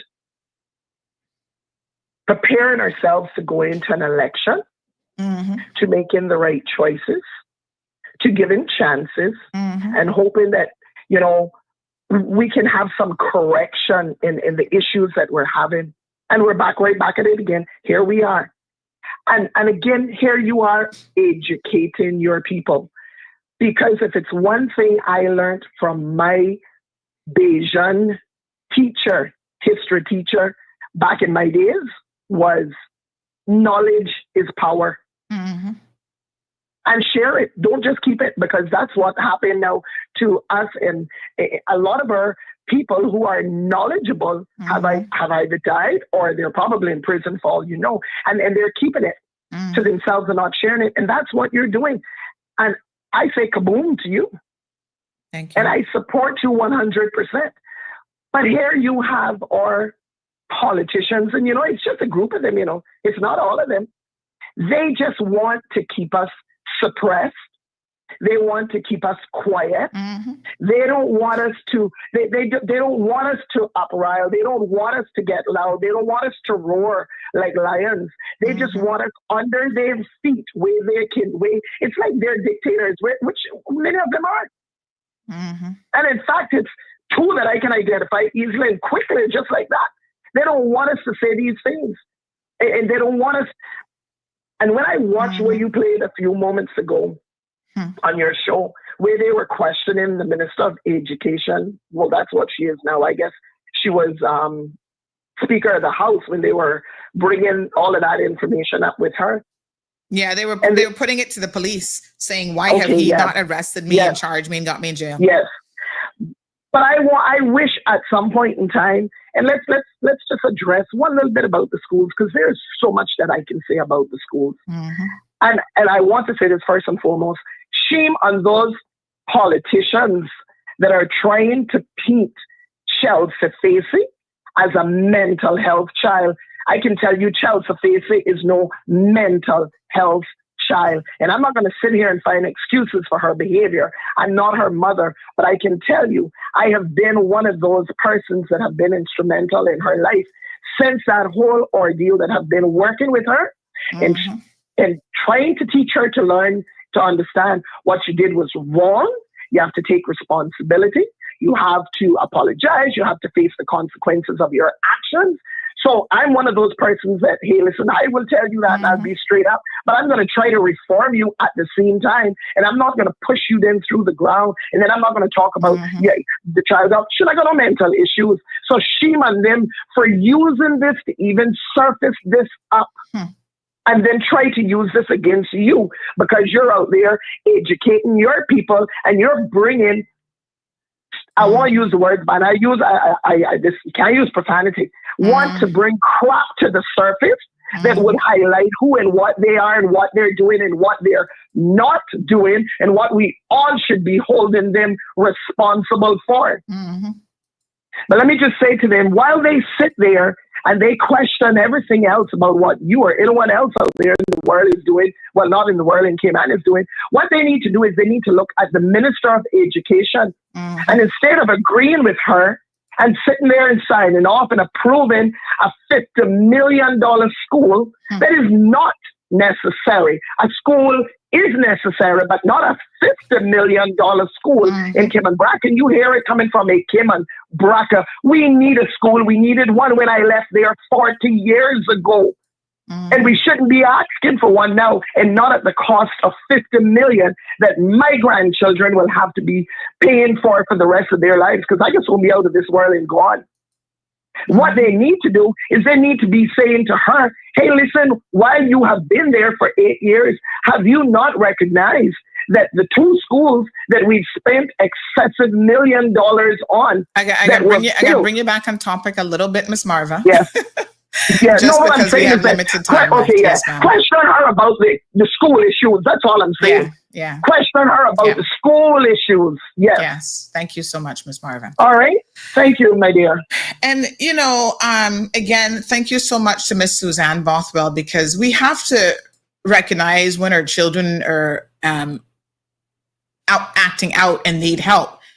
But there's also the assumption, perhaps by some this morning, that this child has not received any help. And I can tell you, Ms. Marva has said she herself has attempted to help her. People have done a lot.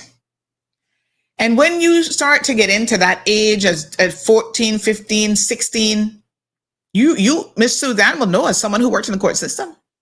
That means now you're going to be ending up in court for your behavior. And the court is only going to help her so much before they say, oh, you think you bad? Let's go check you into Fairbanks.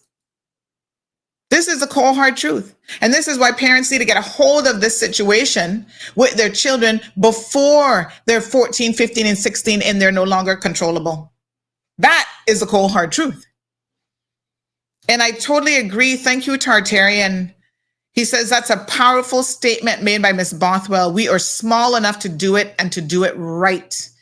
This principle should be applied to all issues in Cayman across the board. And we are. And this is why it's so disheartening. A lot of times, quite a few of you said to please give Ms. Marva a kaboom. Matt says, what are they doing about the real mental health issues in this country? You see, that's why this contrived situation is just absolutely ridiculous. But I felt compelled, and I can tell you I didn't have a good night's sleep last night, none at all. I felt compelled that I needed to address this issue head on. You know, I pray every single day my daughter, who I tried for a year to bring into this world, to even conceive, that she never finds herself in this situation, because I'm a law-abiding citizen 99% of the time. But I can tell you that 1% at this stage in my life can be reserved for her. I'm not going to jail for nobody else. I'm not even going to jail for myself. So I'm gonna toe the line. But if my daughter was going through this, staying home for a week because of a concussion, I don't know. I can tell you it wouldn't be good. Okay. We got to stand up for our children. That's what I can tell you. Let me talk about this CPR, what do they call themselves now? This group here now. Another person says, I remember seeing some of that clip with Chelsea. I thought to myself, that child didn't go through the birth canal. She came out of the, okay, can't say that. So disgusting, disrespectful, perfect example of the results of no parenting. See how she bright talking on an adult. I really don't know how different you could have handled that. The child needed to be checked. She's never been checked, and that's why she thought nothing of approaching you. Imagine if you didn't respond and allow her to disrespect you so badly, she would have been on top of the world. That girl needed a takedown, and I don't know about her case. All right. Another one says, the courage to be disliked. You're going to get your own radio station, question mark. Woot, woot. Yes, Sandra, own it and get people to pay you to go on the airwaves. Just as many haters as you have those of us who love you. Keep up the good work. Sandra, you are the king maker because of your voice, and they're afraid of you. You don't throw stones or trees and you don't throw stones at trees that don't produce fruit. We support you. No, that little girl wanted to take you on like she a big woman, and you put her in her place as a little girl. Chelsea was a terror. You probably could have handled it better, Sandra, but she didn't deserve that. That little girl is too rude. Don't apologize. Let me talk about the port people. So, of course, this started circulating last week. And like I said, they have reached out to, let me see if I can put these in correct order. They've reached out to, some of my clients, now trying to hit me in the pocketbook, I suppose. And so the port people yesterday are really up in their feelings. Let me go check the poll, because I haven't even looked at the poll results to see what the poll results are saying. During the show, as we were doing it, I put up the poll very, very quickly, probably halfway through this show. It was very, very close, and I must say that this is the most popular poll that we have done. The numbers were about 50-50. I went about my day and did what I had to do. And it seems like now we have almost 4,000 people who have voted, and the numbers are not favorable to the building of a port. I said the question was, does Cayman want a cruise berthing facility? So, of course, because the port people are up in their feelings, I'm going to put it back for those of you who didn't see it yesterday, who haven't voted, by all means, go and vote. Because they were up in their feelings about the performance, not my performance, they should be up in their feelings about. Their representative was Mr. Elio Solomon. And I thought I was gracious. I thought I gave Mr. Elio ample opportunity to put forward his positions. I asked him questions. I came with facts and figures, the little that I had. Help me understand here. Was I biased yesterday? Anybody who wanted to call in, whether they were pro-port or not, was able to call in. I didn't cut anybody off. I allowed him to speak. Him and Johan got into a little tit for tat. We were like, okay, maybe we don't need that. Was I wrong in this? Help me out here. I'm willing to take the criticism. Help me understand. Okay? If I did something wrong, I am willing, as I often tell people, fall on your sword and admit that you have gotten it wrong. Yesterday's program was, I thought, a very good start to this discussion on the port. Good morning, caller. Good morning. You were so unbiased that you allowed someone who was pro-port to make a threat against every person that was against the port that called in your show. So what do they have to say about that? Because that man did use threatening speech and you didn't even address that, but yet you're biased. Thank you very much. Thank you so much. Yeah, crazy. Absolutely crazy. Wow. So because people don't like the results, I am the one who is to blame for that. Once again, the idea is this. If something happens in this country, if the people use Sandy's platform to speak out in a way that we don't like, it is Sandy's fault. It's the platform's fault.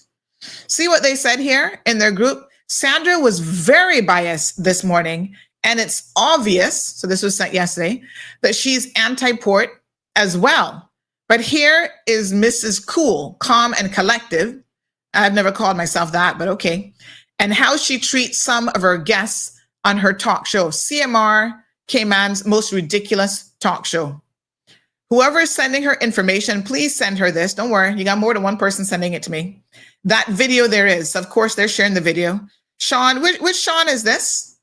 Which Sean is this that sent this? That's Sean Smith from West Bay, from the CME. Wow. Then Denver, Douglas jumps in, very unprofessional for the owner of a talk show. John and her premier still paying their PPM membership. I don't know what that has to do with anything, but okay. I mean, we know they're PPM members, so what does that have to do with anything? But all right. Then they go on. I think Troy Leacock, who's always more sensible than most, talks about the ship and whatever, and Mr. Joseph speaks about some other stuff there. Joey Woods. And he said, don't go by the CMR poll. If you notice, it was on our side until it began to be manipulated by persons using private browsing and voting multiple times. That is when the no's shot ahead. I think we will get a yes, but we cannot be complacent. Every one of you who earn a living from the cruise industry has got to stand up and stand out. Those looking from afar and hoping others will do the job for them are doing yourself and everyone else an injustice. Come out and support ACT. ACP needs your presence, and it's fighting for every one of you. I mean, it's ironic because I know for a fact that people that ACT expected to be supportive, even some of the businesses that say their livelihood comes from cruise tourism, have not been as collective on this as you think. So, it is so incredibly unfortunate that this is where we are. And this is where people are taking this conversation. Share it all you want, but you're convoluting and confusing two very different issues. This has nothing to do with the port issue. I was as fair as I could be yesterday. You can't come on a platform like CMR and not expect to be held accountable. But let me explain to you what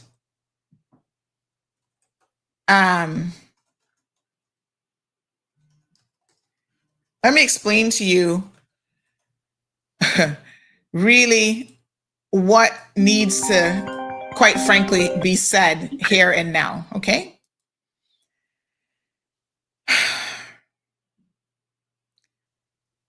Even if you are an MP, I've explained this to you guys. This time, if you see an MP on my show, they're paying to be here. It's election time. That's how it works. It's pay to play. The people will come here and they will criticize you. They will question you on your track record. They will say to you, we don't like the fact that in the past you've had a drunk, sloppy past. They will have their say and they have a right to do so. And I try to give 99% of the people the opportunity to do that. You know what somebody said to me last night from another political group, and I was really taken aback by this. They want to do some degree of advertising with CMR, but they're not going to want to be interviewed by me or come on my talk show. Because the committee members of these so-called candidates, let me read to you in part what was said to me, because y'all need to listen to this and you need to vote accordingly. Okay? They said, don't shoot the messenger. All right? The collective committees have all voiced concerns on the circulating rumors of your alliance with TCCP and treatment of some paying candidates. Then they put in brackets, Rolston eye-rolling during his first interview. Stick a pin.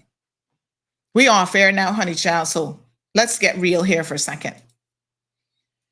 So you expect Rolston or any other politician to come on this show who has done things in the past that we as voters need to question and inquire about. When questions are put to them, if they don't answer it directly, which, to be honest, I don't know why I was rolling my eyes. It might not even have been at him. It might have been at something else I was reading. But if I rolled my eyes, even if it was at him, this now has other people who want to represent you concerned that they can't come on this show. They can't be interviewed because they are worried that I might roll my friggin' eyes. Are you all kidding me? Are you serious? Oh, well, they're paying, so therefore you shouldn't put no hard questions to them. Take your money and go over to Radio Cayman if that's what you're looking for. You hear me? This is the real deal. This is no pretense. And if you can't get on this platform and explain your behavior to the people of this country, apologize if need be, just like Ralston did, tell us how you have gotten help to address your issues. This is not the friggin' platform for you. You hear me? This is not it. Paying or not paying. This ain't it. Go somewhere else. I'm not giving y'all no questions beforehand. This is not kindergarten. These are no kid gloves that I'm dealing with y'all with. Get your act together. You want to represent the country and you afraid of coming on the cold hard truth with the highest number of people, 665 people over. Yes, so let me check Instagram, right? Come now. Stop talking nonsense. 58 people on Instagram. Put the numbers together. Call it 700, over 700 people this morning. Thousands of people will go back and watch this show before it's all said and done. And y'all don't want to come here on here and reach the greatest audience. Because heaven forbid, I might roll my eyes. My big Georgetown Caymanian eyes gonna be rolling in my head because you talking some BS. Caller, good morning, honey child. Good morning. Miss Brenda. Happy How Friday, are honey you? child.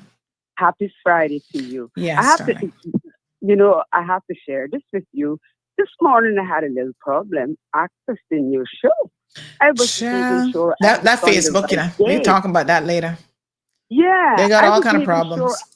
I wasn't even sure I was on the right day. Yeah. I'm glad that I saw somebody write it and say Happy Friday. That helped me out. Anyway, Sandra, I just want to say to you, and good morning to your listeners. Good morning. Good morning. I just want to say, yesterday morning, I did pop onto your show, and I'll be very honest with you. As soon as I saw your guest, I made a very hasty retreat. Okay? So, yes, and I am not here to tear down anyone, but this is what I am going to say. As far as the court is concerned, I think I have made my voice very loud, and very clear where I stand on that. And I will not accept that one constituency in this country will make a decision for all of us. And for that to be brought up again, first of all, it frightens me and it disappoints me because, and I would like for the Minister of Tourism come to the country, speak to all of us and tell us what changed his mind or who changed his mind on it. Because I remember when this matter was brought up before, he was a very staunch advocate against it. I don't forget these things. And my position has not changed for the same reasons I opposed it then. And for as long as I am alive, I will continue to oppose it. And let me just be very clear. I mean, in Georgetown, if the country needs one, then let's find somewhere else to put it. There have been other suggestions put forward, which make a lot more sense than going out there in Georgetown for the reasons they want to do it. They cannot justify it. I could go on and on and on, but I know you won't allow me the time. So I'll just say they can't justify it to anyone with half a brain. And to those of you who may not be very sure about the need or the need not of it, please take the time, do some reading on it, know where this is coming from, and especially why they want to put it here. Who will control it? Who will own it? So if they want proper feedback on this and don't want to accuse anyone of being biased, then I say come out to every district, and that should have been done already. Do some town hall meetings where people can ask questions and get answers. We deserve that. This is our country. I have never planned to relocate. And for the 4 fence posts that I have, this is where I'd like to remain. And when I'm dead and gone, this is where I want my ashes. Amen. So please allow us to have our little country. Amen. This country has been taken away from us. What little bit that is left, they want to take that too. You know, as much as people despise the fact that we're still a British territory, sometimes I'm grateful that we are. Absolutely. Because at least you can see the mess we'd be in if we weren't. Well, and I also want to say this. I omitted this the other morning purposely because I don't want to be accused of inciting violence or threatening, because that's probably how it would be turned You around. understand? I would like for people, please take the time out, start reading about the other British territories and see how things are handled there. I'm going to use the Turks and Caicos Islands as an example. This would never happen there. And I'm using them specifically. This would never happen there. When people go there and they lose their place, they quickly remind them You're not from here. You're not from here. You must stay here to understand this replay. Okay? And if they don't hear them, you know what they do then? They burn them out. Now, please, I'm not suggesting that that's what we must do. I'm just saying that's how they handle it. We don't even have to go to that extreme. We just need to stand together as numbers. There's strength in numbers. You can't do it. I can't do it. But together we all can. Hey, man, please let us wake up. There are consequences. And this election might be the most consequential election that we will have in a long time. There are threats about taking other Caribbean islands, even British territories. Wake up, Cayman, please. Thank you, Miss Brenda. If you want this little island or these 3 islands to be your home, you have to fight and protect. Thank you, Sandra. Thank you so much.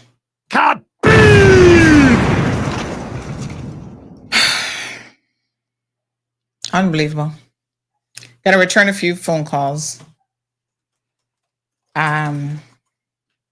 here today. Thank you. I'm trying to go through some of your messages. Thank you guys so much. Miss Brenda got a kaboom by popular demand.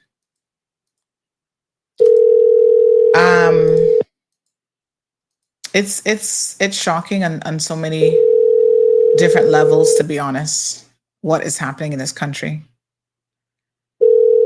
And the customer you are trying to the people who are afraid of dialogue, afraid of discussion, afraid of the real questions, boy, I don't know what to say.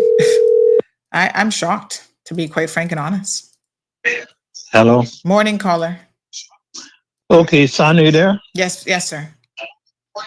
What I want Just to turn the radio off in the background for me, please.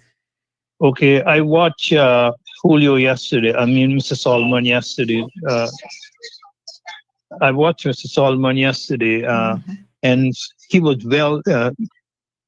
somebody really sat him down and talked before they sent him on your show.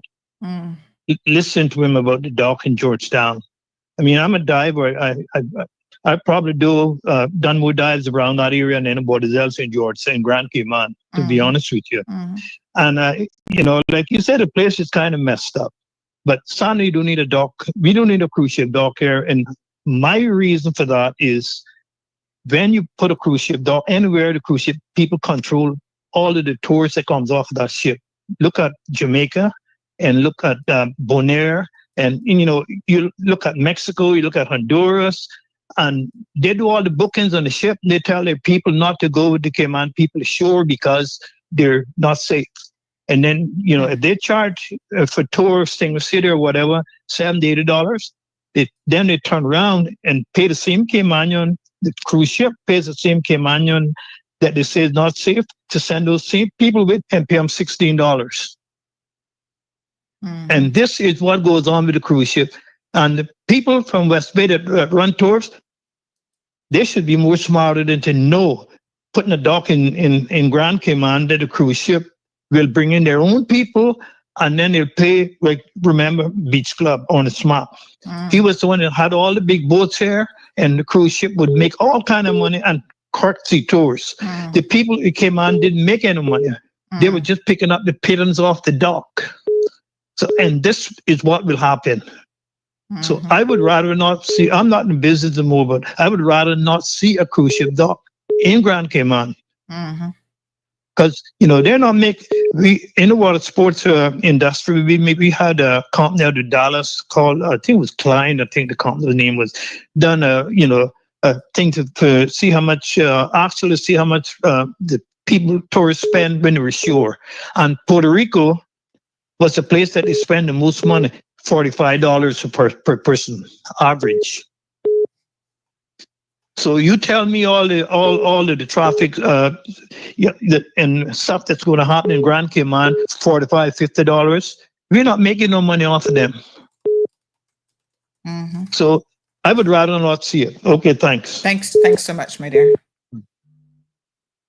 Good morning, caller. I said good morning, Auntie Sandra. Morning, love. Coming back to this, Mr. Solomon yesterday. Whenever you're gonna come on a show, it's like when you go into the bank to get a loan, you need to carry your job letter, you need a car, all your facts. He came on the radio show with nothing yesterday. How can you address the people of this country?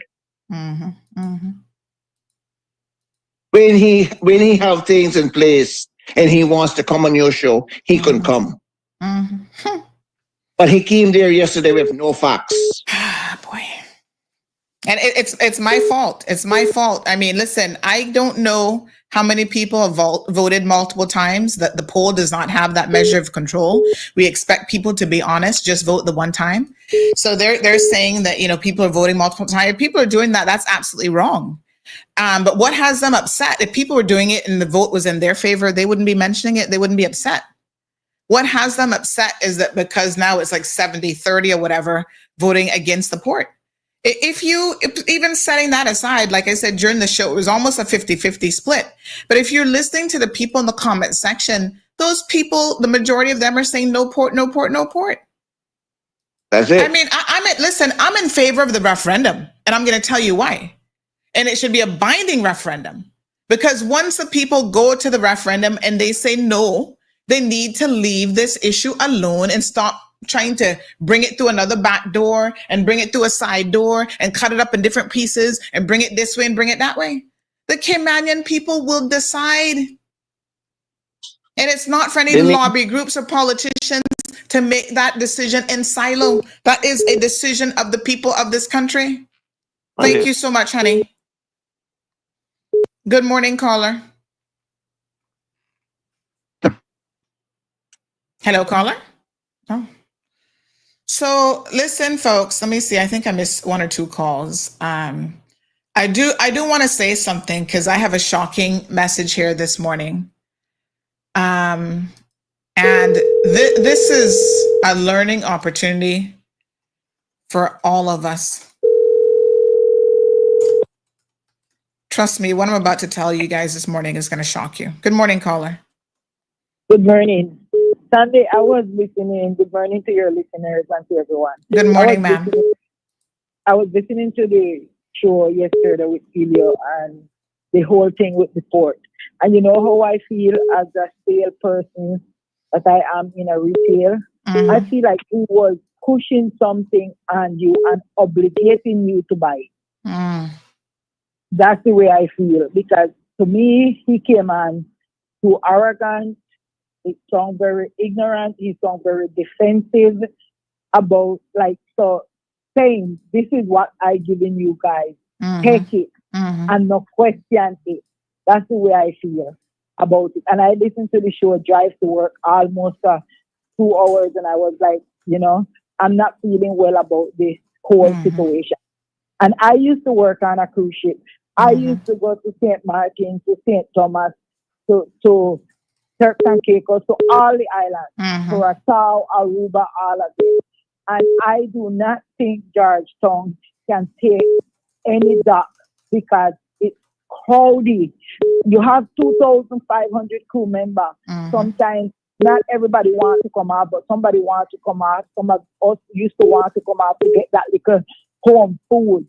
Some maybe Latin restaurant or something. So you have crew members coming off. You have tourists coming off. And I just think that no care how much they remodel or revitalize Georgetown, is not going to happen. And the next thing I hear they saying that come up with the Minister of Tourism. Overnight, tourism in the Cayman Islands, I never stayed overnight in no port unless it was an emergency or 1 or 2 times in the Bahamas that it was like a paid cruise with with people that are there from different company. I wanted the cruise ship to sail a little later, like around maybe 12, and we had to actually leave at 12.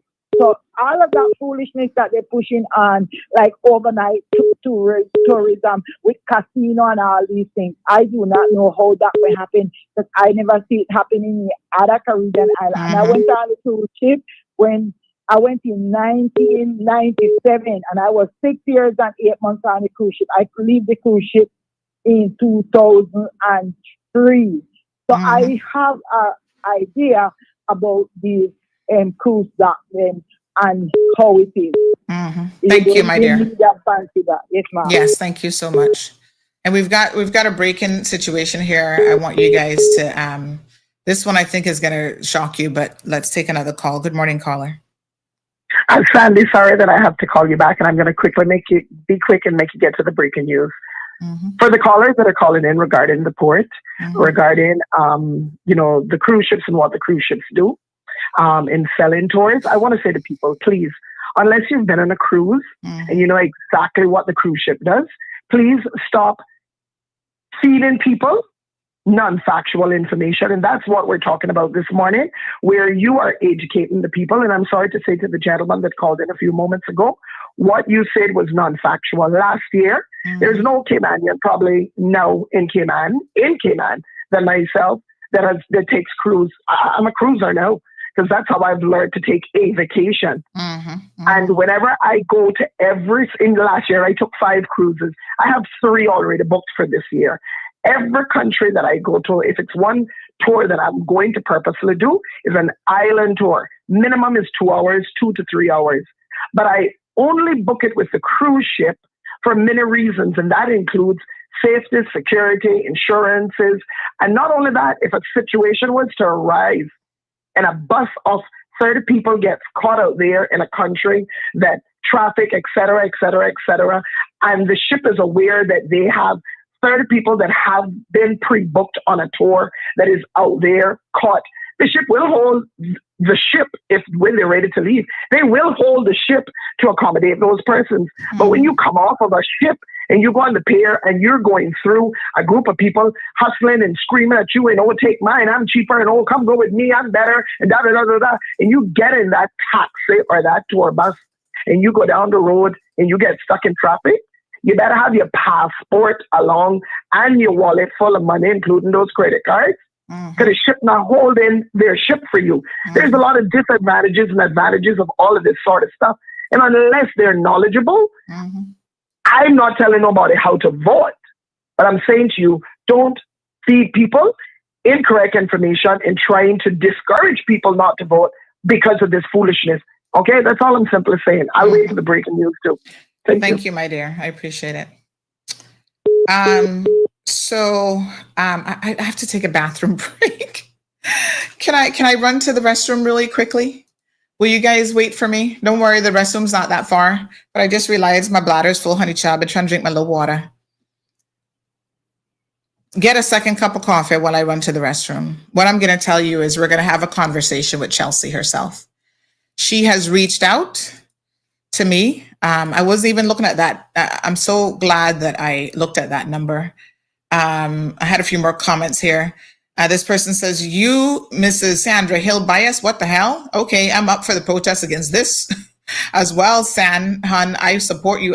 We support you. Cayman Mall Road, #1 talk show. Thank you so much. Chelsea has reached out this morning, and I'm happy to have a conversation with her. She has apologized. So we're going to speak with her this morning. So let me run to the restroom. Give me a second. And we're going to come right back, okay? Let me just play a little something to keep y'all entertained while I get my I feel like today we need to do our Mr. Politician Man song. So let me get my let me get my restroom break in. I'll be right back after this quick restroom break, honey child. Thank you so much.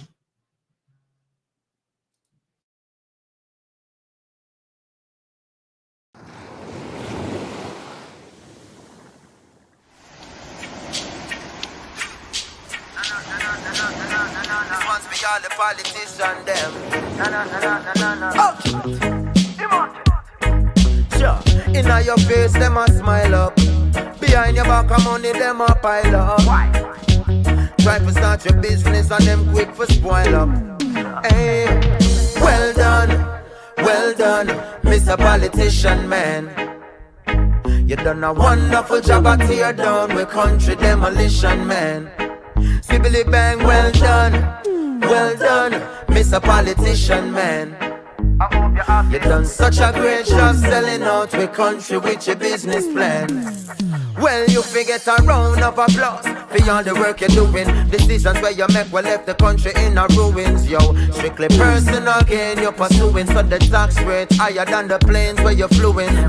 We gonna make you deal with the IMF, knowing on a box side, none of sugar cane left. The hotels and the beaches, the Spanish them go screeching. Me no know how you do it, but all my office say is well done, Mr. Politician Man. I must congratulate you. You done a wonderful job at tear down with country demolition, man. Skibbly bang, well done, Mr. Politician Man.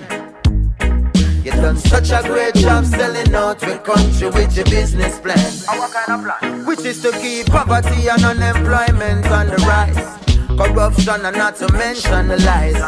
Election and when the tension arise, so you buy with Kentucky, not to mention the fries. Anything to secure your vote, and then you rob the people to secure your vote. We go on. All right, folks. Thank you so much.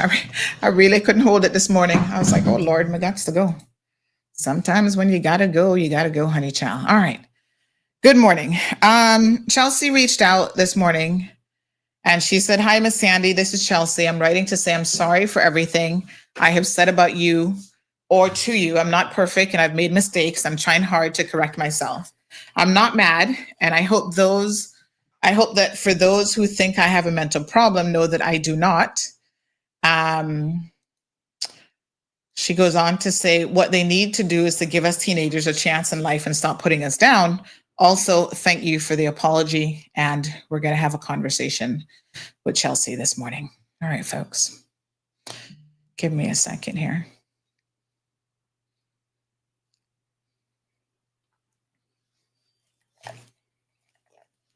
Sorry, the number you are calling is unable. Okay, hold on. Maybe I have to call her via WhatsApp. Just 1 second for me.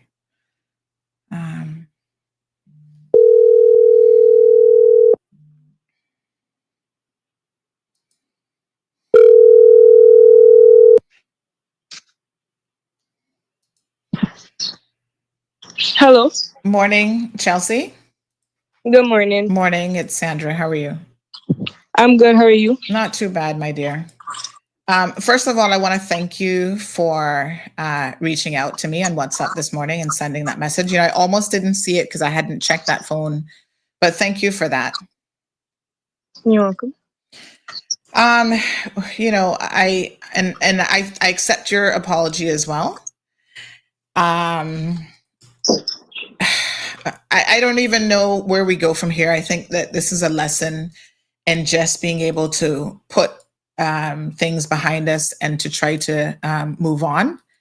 And I'm very happy to hear that you are trying to get on a more positive path for yourself. Because listen, you and I could have been, as a 14-year-old, in a very, very similar situation. And I do have a lot of sympathy for you. And I think once you're willing to accept that, you know, you've done some things and, you know, we have to all be prepared to make amends. The people that you've hurt, you know, apologize to them, Chelsea, and the community want to see every one of you as young people. I know you said sometimes, you know, you need a chance. I think it's fair to say you've probably been given a lot of chances, but we will try to continue to help you if you're sincere and you want to do better. We come from situations in life, Chelsea, take it from me. Dysfunctional families, chaos. Our parents might have made poor decisions. You know, they might not have given us the best start in life. But my thing is, once you get to a certain age and you become an adult, the society, the community, the courts, everybody is going to start holding you accountable. And you'll only get so many chances in life to be able to say, I'm sorry, give me another chance, before people go, boy, you've had one too many chances. Do you understand what I'm saying? Yes, ma'am. And so I have faith in you, girl. I want you to turn whatever is happening in your life around. And if you need help, we're here to help you. All you have to do is ask, you know? And a lot of times, you know, we come at situations wrong because we feel like, okay, we're upset. We're trying to portray that we're the bad person, you know, oh, look at me. You know, our friends are out there trying to egg us on. And those friends in life, when you in trouble and you gotta go Fairbanks, them friends not gonna be sitting there with you in Fairbanks, you know? You're gonna be there by yourself. So you have to learn to look out for you and to make better decisions in your life. And don't follow the crowd and don't follow what these other people might be encouraging you to do if it's bad behavior. So I appreciate you reaching out, Chelsea. I think it took a lot, I'm sure, for you to reach out. Yes. So, I mean, is there anything that we can do to help you? Like, what do you think you need the most in your life? Do you need a mentor? Do you need someone who can come and pick you up sometimes and say, you know what, let's mean you go out and sit down and have a chat and talk about life, so that at least you can have that outlet. You can have that example of Caymanians who, just like you, had a rough start, may not have come from much, but they have been able to achieve things through hard work, getting their education and dedication. Tell me what you need from us as a community. What do you need from me? I have Miss Marva. Okay. For all of that. Yeah. She guides me, you know? Yeah. Well, I mean, try to listen to her, and I'll reach out to Marva as well, because if there's anything else that you need that we can support you in, we're here for you. You know, I never wanted to, and like I said, I apologize to you. I never wanted to take you on that day. You know, I think we all kind of got inner feelings about the whole situation.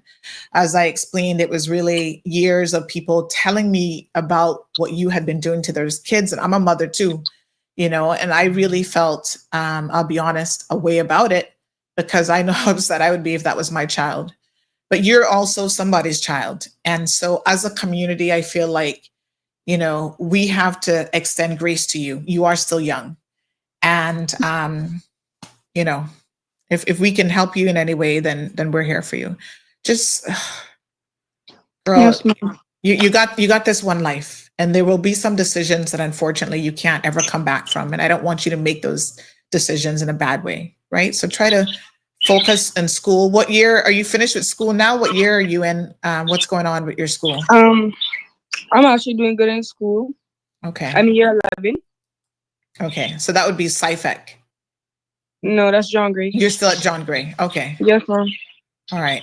So please continue to do well in school, and let's see if we can ensure that you can go on to university and you can become anything that you want to, Chelsea. Honestly, honest to God. Yes, ma'am. You can do it. Okay. Yes, ma'am. All right. So please keep this number for me. You can reach out anytime.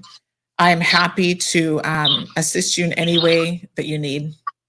Yes, ma'am. And I appreciate you accepting my apology and talking to me. Thank you so much, honey. You're welcome. All right, my dear. Bye.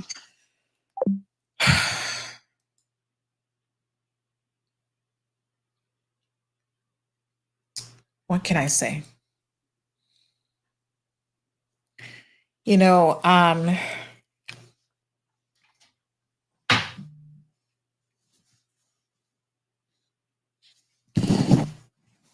this makes me very, very emotional, because when I say to Chelsea, I understand where you're coming from, you know.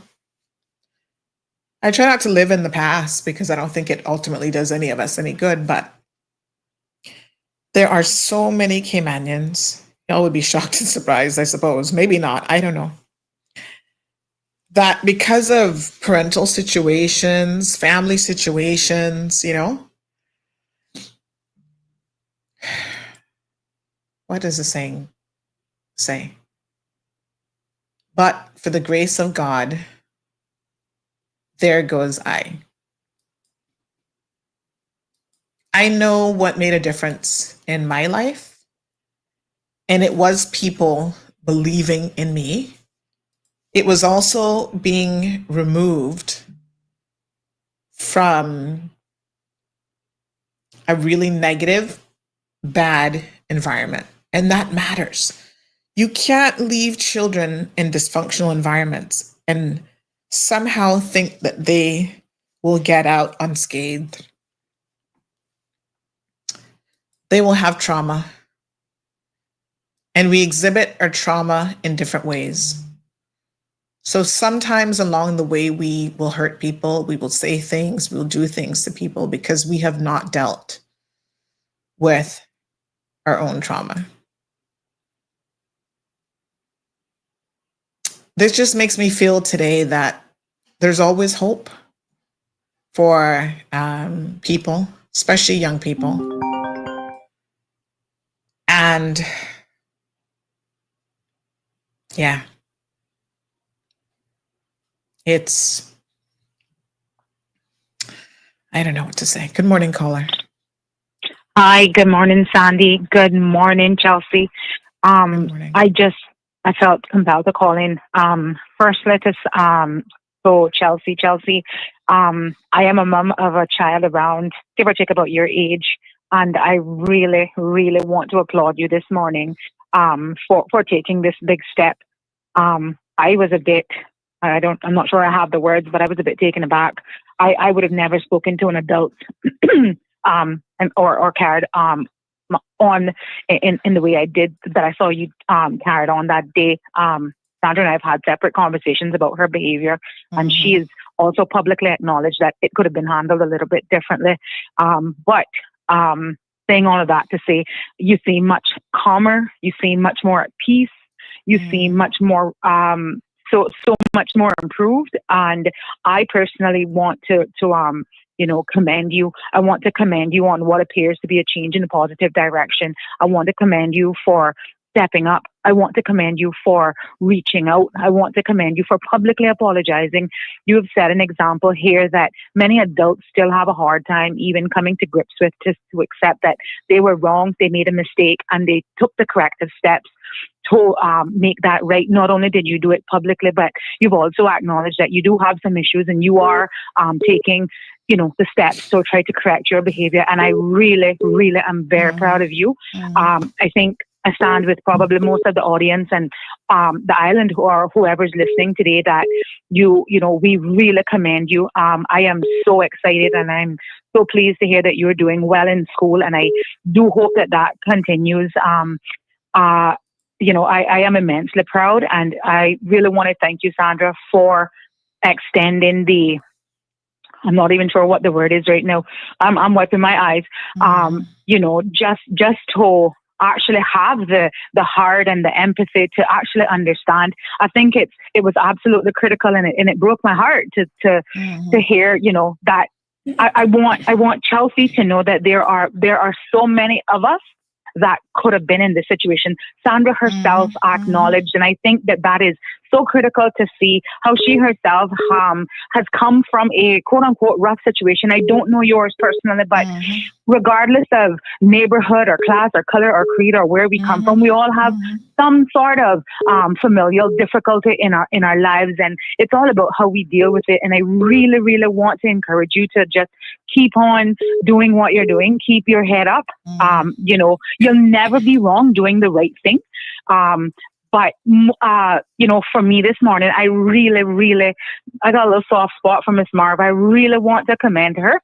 This is what she does. This is what she does best. And I don't think that the community knows. She doesn't really speak about it a lot. The impact that Miss Marva has had, particularly on young girls and young ladies in this community. She is so easygoing. She is so empathetic. She is so understanding. She goes to their level. She meets them at their needs, and she doesn't turn them away. She doesn't make them feel that they're wrong, but she will tell them. She will pull them up by the bootstraps, and she will force them to rise to the occasion. And I am so immensely proud of her as well. And she doesn't look for the recognition, and I'm sure that's not what she's doing it for. But I think if every one of us could just kind of take a little bit more of an empathetic approach, just like Chelsea said, give them a chance. when do you stop giving chances? You don't. These children, and we say it all the time, oh, the kids are the future, the kids are the future. I'm sure she's probably dead tired of hearing it, but it's not just a noun, it's actually a verb. We actually have to do something, reach out, like Sandra said, what resources can we assist with? It may be, there are a slew of problems going on here, and some of which are very fixable. Like Suzanne said earlier, we are too small to get it wrong. Exactly. So again, I just want to again commend all you ladies, you Chelsea, you Sandra, you Miss Marva. You guys are rock stars, and I will be in touch with Sandra separately, Chelsea, to see what resources, if anything, I can help with. I live in West Bay. I have a child your age. I'm a professional, and I just want great things for my people, man. So I'll leave you ladies there. Have a good day. Thank you so much. Thank you very, very much. This person says, good morning. Wow. Such a heartwarming exchange between you and Chelsea. Can you imagine if her life is now completely changed because someone you finally held her accountable? I still believe that in certain cases, tough love is needed to keep straying kids on the straight and narrow path so that they can grow into strong and capable, positive contributors to society. Perhaps thank the politicians who brought this back to the fore, albeit with bad intentions. Just wow, what a positive outcome. And you're absolutely right. It's imperative, and I this is one of the reasons why I believe in addressing things head on, because nothing can be done in the dark, or nothing can be shunned away from. We have to accept, our mistakes or faults, and come into the fore and simply saying, I made a mistake. There's nothing wrong with that. And to think that it has opened up a possibility of some degree of healing this morning, where maybe a lot of you thought, wow, maybe you didn't even think about this ever changing and having a different outcome. Miss Debbie, thank you so much. Here we are. And I want our children to be aware and to know that I know sometimes they must feel alone, but trust me, we need to share more of our stories so that our kids know this. We've come from the same situations, the same places. Good morning, caller. Good morning. Morning. Sandra. Yes, ma'am. Thank you so much for doing that with that young lady, because they are the future and you're a mother. And I just wanted to applaud you and Happy New Year. Thank you. I just want to quickly also applaud Wilson Anglin. He was on your show a couple of days back. Yes, ma'am. And to hear a politician actually say that they are not perfect, to hear them say that they apologize and they made mistakes, that's the kind of politicians that we need. Not those that go in there pretending that they're clean and lying to the people. The banks have stopped. I'll start with the banks. The banks have stopped doing drafts and also wire transfers. So that means those of us that are 70s and 80s that still do their banking and are not really computer literate cannot do their banking anymore. And now they're left on the mercy of the world of grandchildren or perhaps a stranger coming in to do some of their things in the banks. The Monetary Authority and our politicians should have had meetings in each district to say, look, this is what is coming. Don't hide the people and tell them what's not coming. We have a digital registry that's already on board from what I'm understanding. Let our people know what's happening. It's a lot of darkness that is around, that is heading our way as well. And don't lie to our people. Let us know what's happening with our banks, what's going to happen. Let us know what's going to happen to our money. Let the children know what kind of future they face. Yes. Thank you so much. We've heard people talking about how these real estate companies have come on board. They're able to become here. They come here with one suit of clothes and then they're millionaires overnight. Yet we have children here and people here or politicians here with acres and acres of land, but yet will not do something. Why can't one of them say, let's take 5 acres or 10 acres? Let's do a village. And this is only for Caymanians. And if they get in trouble, it has to go to another Caymanian. It cannot go to a foreign person. Why can we not have a couple of acres dedicated, maybe in their mother's name, or something special to them, like a daughter they lost or son, and say, you know, if their daughter was named Chelsea, Caller, let's say can I grab a few more calls? Because we do have quite a few people that seem like they're trying to get back in. But thank you, and we're going to continue the conversations on all of those issues as well. Thank you, my darling. Yes. Good morning, caller. Uh-oh. Good morning. Oh, hold on a second. Oh, gosh, sorry. We have multiple. Sorry. I think we had about 3 or 4 people trying to call in. Sorry, the number you are calling is unable. Let's try to wrap up now. Let's take a few more calls and then. Morning, Miss Jean. She says. A voicemail box. Gosh, I think they're all trying to call me back. Good morning, caller. Morning, Sandy. Morning. I mean, this is a very good segment, and despite all the craziness that's going on, I just wanted to commend you. I know, like, you've always been a very strong advocate for people who have, excuse my chicken, who have been a part of a product of an environment that is not always the best. You know, I wasn't going to call in, but I really felt the need. We need people like you, like Miss Marva. We need people like Miss Grace from Francis Boarding Girls Home. We need people like Mr. Tony Scott, Mr. Ricardo Steely. These are all people that I can remember who played great parts in communities that had a lot of vulnerable children. Big up to Miss Sheila Miles. I was a product. You understand? I know what it's like to be shunned out because of where you come from. Who you are, is what they always say. Yes. Sometimes it's not glitter, it's not gold. But you can also choose to be the better version of yourself. Exactly. You know, those who know me know that I am not coming from the best background, but I've always tried. I have always pushed myself.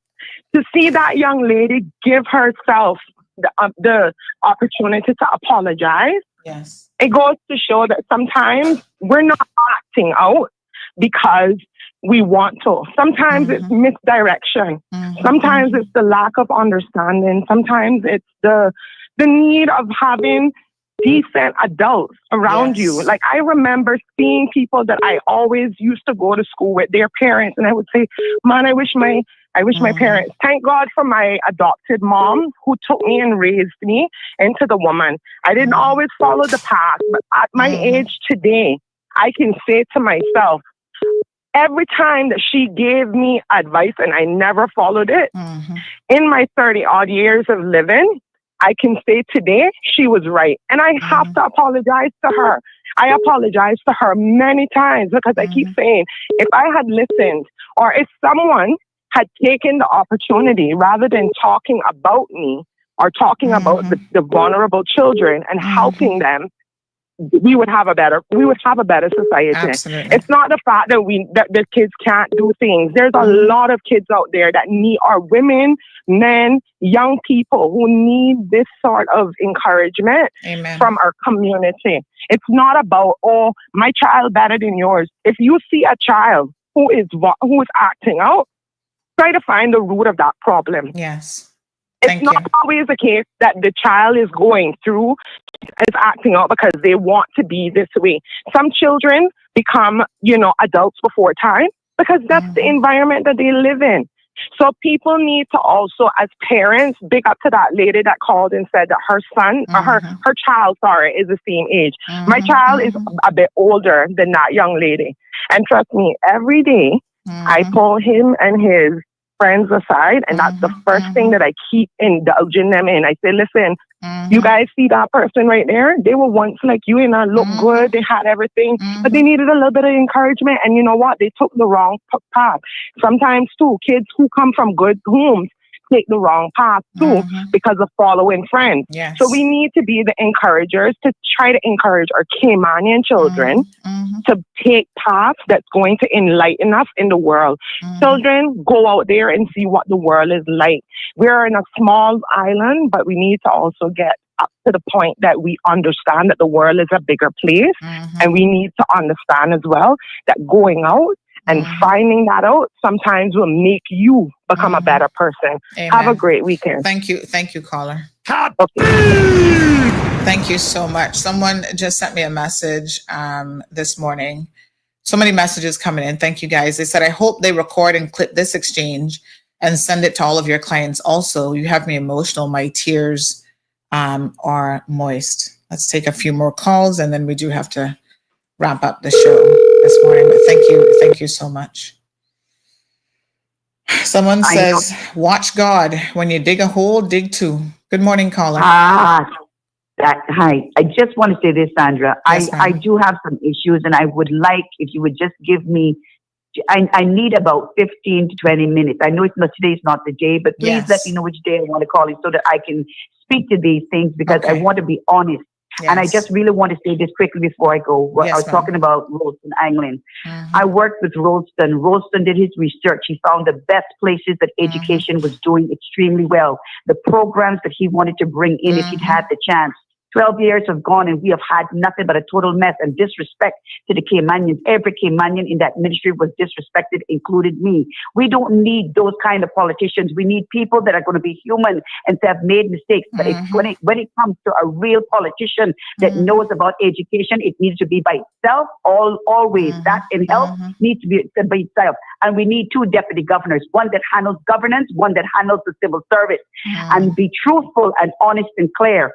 That needs to be addressed very, very soon. And the other thing that needs to be done is I want to say thank you, Rolston, for treating all of the Caymanians with respect, with dignity. Thank you for looking out for us and seeing the hard work that we did.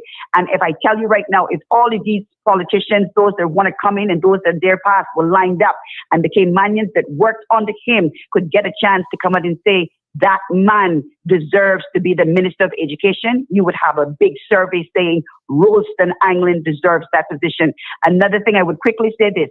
We are giving all of these scholarships, and I've said it before, and our Caymanian children are coming home and not being placed in jobs. And I say shame.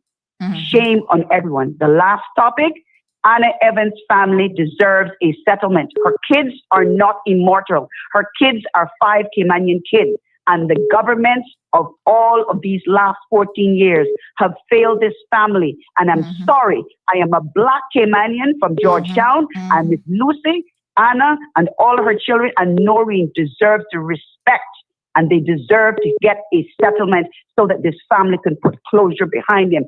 They deserve it. Why? Because they're Caymanians. Thank you. Thank you, Sandra. Continue doing great work.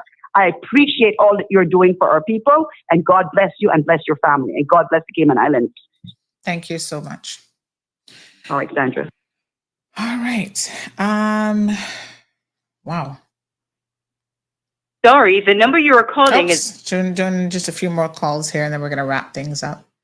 I see troublemakers in the comment section talking about I'm sleeping. The customer you are trying to... What is I'm sleeping with somebody's husband? I can tell y'all with no qualms here. The only husband I'm sleeping with is my own. If you have to go back 20 years ago, question about a situation, and I do mean probably 15 years ago, to try to point out mistakes that I've made, and I'm willing to admit, do we really want to go into all those details?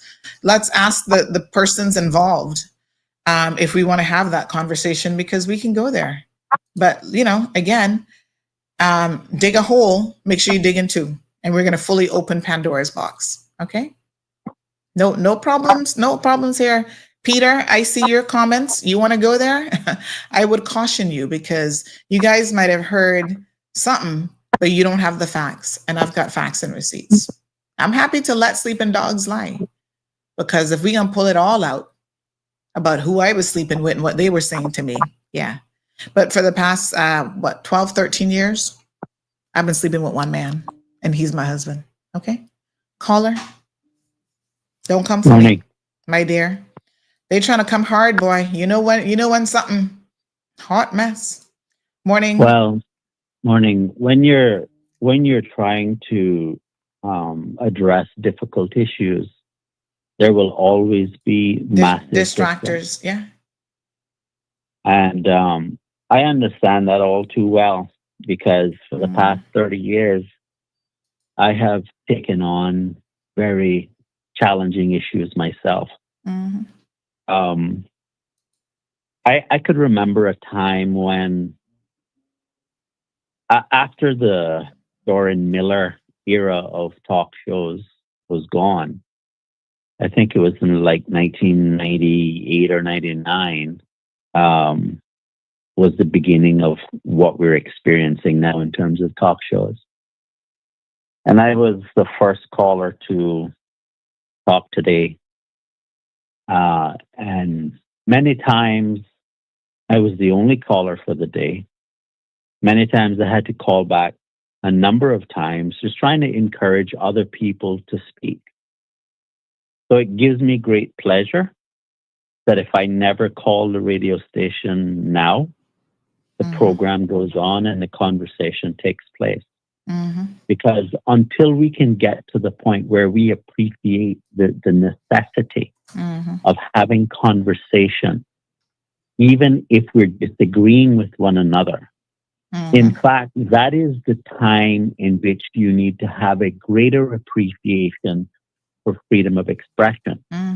Because you don't need protection of a right to say something that everyone wants to hear. It is precisely the opposite why that protection is necessary. But unless that conversation takes place, you will not have any benefit to society at all. There's a very good reason why these rights exist.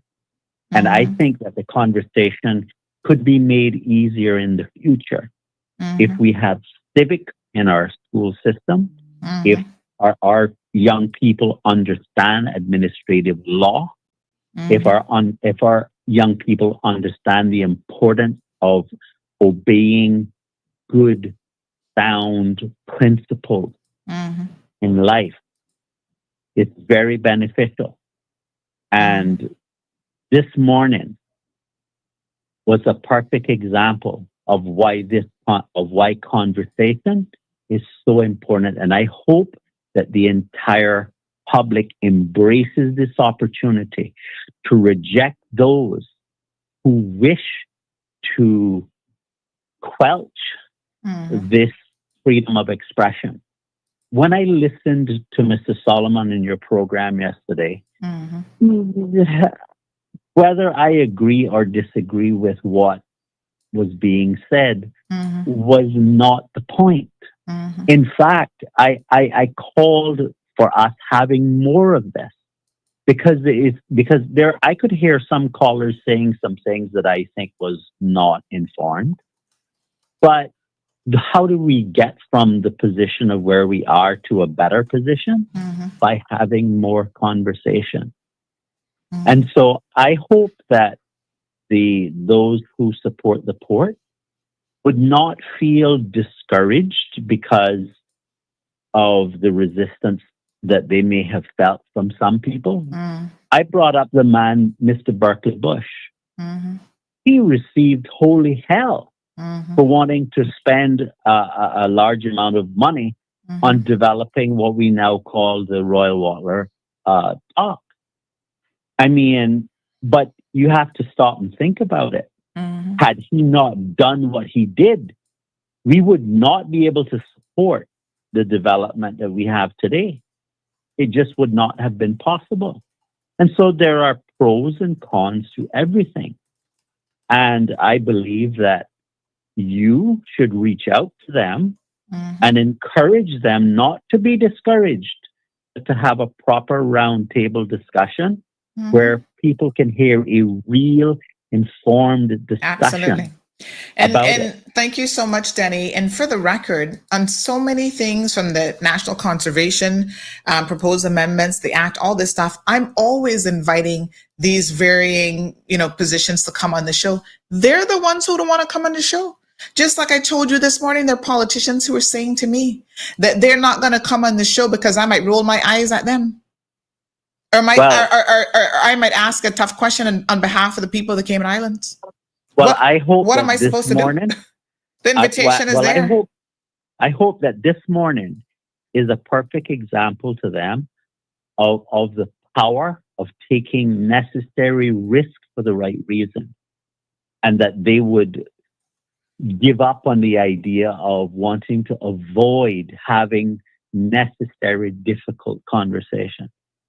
I want to thank you for having the courage to do the tough things. I think very much like you. I leave easy things to other people. I take on things that are on the border of impossible because I think they're important and necessary. Thank you again. Thank you so much, Denny. I appreciate it.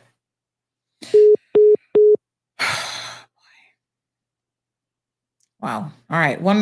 Two more phone calls. I think I don't know, who was trying to call? Sorry, the number you are calling is unable to. Oh gosh. I was trying to return, I think. I call that one back. All right. I think that's it. One more. Here we go. Good morning, caller. Hello, morning. Morning, dear. This is Robert speaking. I want to endorse my cousin Marco. Morning. Yeah, you hear me clearly? You hear me well? Yes, sir. Yes, sir. Yeah, this is Robert speaking. I want to endorse my cousin Marco, or Bonnie Reed. Yes. My second cousin on my maternal side. Yes, sir. And she was high-spirited. And I hope she have a productive day. Keep on excelling, right? Yes. She go high places, respect, right? But Marco, love you, cousin. All right. Thanks so much. All right, Rambo. All right, good.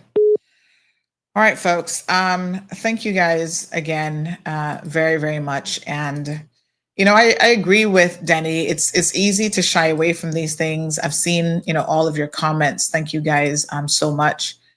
People have very, very strong opinions about the port. This person says, what I noticed, John, he has no backbone. He's a follower and he can only speak when other people start to speak. Real idiot, real bat. You were not biased yesterday. I actually thought that you were too calm with Elio, who discarded everything people said and who was very defensive with everything. That's interesting. Another person says, oh yes, that was part of that same one, I think. And this person in relation to Ralston said kaboom, and Ralston held his own. He was man enough to address the issues and come back on the show again after that. And for that, I respect him. And same with Kenneth. As much as I don't like him, he always takes his licks. Anyone who is thin-skinned and can't take licks better sit down and not run for politics. Good morning, caller. I forgot one thing. Yes, sir. Those who say that you were biased needs to specify in which ways you were biased. Yeah. Take care. Thank you so much. Boy, what a heat. So thank you, all of you this morning for even giving me grace and giving me space to have this conversation. It's important for us to continue to do this. Jean says, thank you, Denny. Like I said, I'm not sitting here claiming to be a perfect person. Most definitely not. And call me out when I do something wrong, I make a mistake, call me out. And I will be man enough, woman enough, whatever the correct terminology is, to deal with it. Good morning, caller. Final call of the day. Yes. Good morning, caller. Yes, it is the final call of the day, and not to Good morning, switch darling. topics, but I thought it is Debbie, and I thought that I would make an announcement. Yes, I was gonna do the reminder, but yes. Yes, the reminder that we do have the permit, and that the protest will be held at 2 p.m. tomorrow to accommodate everyone for our funeral, which is being held in West Bay tomorrow, for all incumbents and sitting MPs that I'm sure that will be wanting to attend. Yes. And on a personal note, Lisa called in and we worked together in the Ministry of Education. Lisa's 100% correct. So as colleagues, former colleagues, to have two employees of the Ministry of Education who worked with Ralston very closely. I think speaks volumes. As for yourself and the debacle with Chelsea, I hats off. Thank you for the apology. It takes a village to raise a child. It touched me. It touched me. And I hope that there are no more future political chats that involve a 14-year-old child and use her as a political football. Yes. I find that absolutely appalling. Yeah. Yeah, it's unfortunate. And, someone said to me this morning that they think it's another group, but whatever groups have to stoop that low, let me just generally say this. If you're a group or an organization that have to stoop that low to try to make this your, to discredit me and to discredit the candidates who want to reach the people, right? Yeah. And they use my platform in which to do that. I'm sorry for you. Obviously, it's not going to work because I will address it head on. Disingenuous. But yeah, very and disingenuous. it certainly shows, and it says a lot about who these individuals are that are out here vying for political power. Because if they're willing to do this before they get the political power, honey child, imagine what they're going to do if they ever get it. And this is why we have to be cautious. When Kenneth was against the port, why has he flip-flopped? Well, we'll definitely put that question to Kenneth without a doubt. But even beyond that, my question is, if you have to stoop this low in the political arena to try to get to prevent TCCP from coming in the show, sending this stuff around to the clients that you think you know that I have, what kind of person of character are you? I find it absolutely appalling. Yeah, it's a big question. She's 14 years old, and I may commend Chelsea too. I think her apology and I think what she said in her statement, I think that also speaks volumes, and let's all rally around her. Absolutely. I think it was an excellent show today. As for the port, I vote no. All right. Thank you so much. Folks, the protest tomorrow, it will be, somebody said, is at public land. Yes, it's going to be at the West Bay Public Beach dock area. Come out and support. Wear your shirts. Some people don't want to wear the Riff Raff shirts. They want to wear the hashtag Caymanian Proud. Whatever you want to wear, you just need to show up.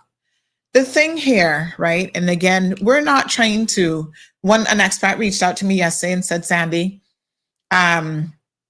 this makes me feel bad because I don't want Caymanians to think that this is who all expats are. And we're not painting all expats who even have Cayman status. Now you're Caymanian. We're not painting all of you with the same brush. Understand that we've always been a very welcoming community. And we remain that way. We will remain with open arms to embrace people who understand that when you come here, to our beautiful island. What makes Cayman beautiful isn't the 7 Mile beaches or what's left of it. It's the people. It's the diversity. It's the Caymanians. It's our culture. It is our food, right? It's our sayings. Sometimes our madness.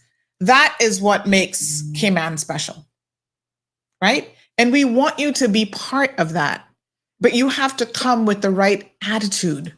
You can't come with an attitude that just because you're a foreigner, you're better than us. That you can call anybody. I don't care who they were trying to call Riff Raff, whether it was a Caymanian, black, white, orange, whatever. Don't come with that. That's not who we are. And we're not going to tolerate that behavior.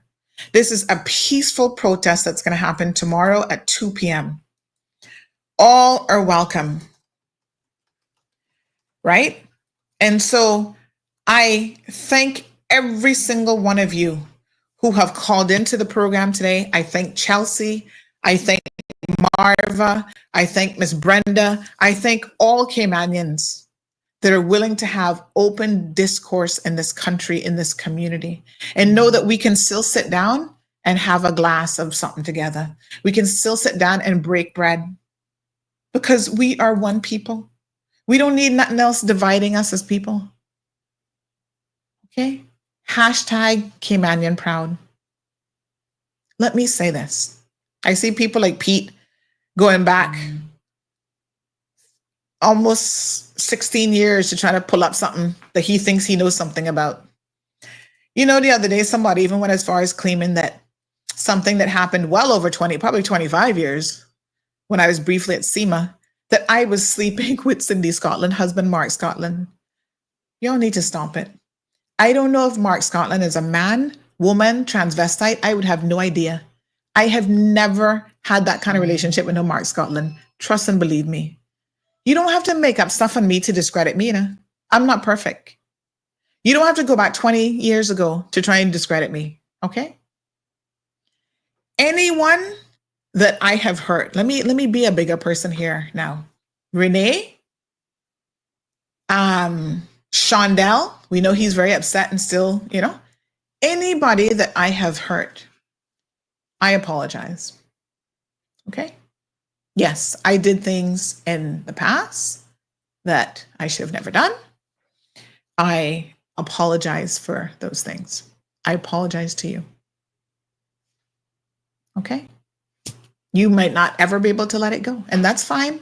We have to live with the consequences, and the consequences are sometimes people are never going to forgive us, no matter how sincere we are, no matter how much time has passed, and that's fine. It is what it is. Pete, you're out here living your best life on drugs and all sorts of stuff. You're upset because we've called you out before, but you can't come and be honest and talk about why you're really upset with me. You're talking about, I was talking about Mr. Hamity after he died in the lawsuit, which is in the public domain. Listen, friend, come better. Come better. I stand committed this election season to giving candidates the platform. If they don't want it, that's on them, okay?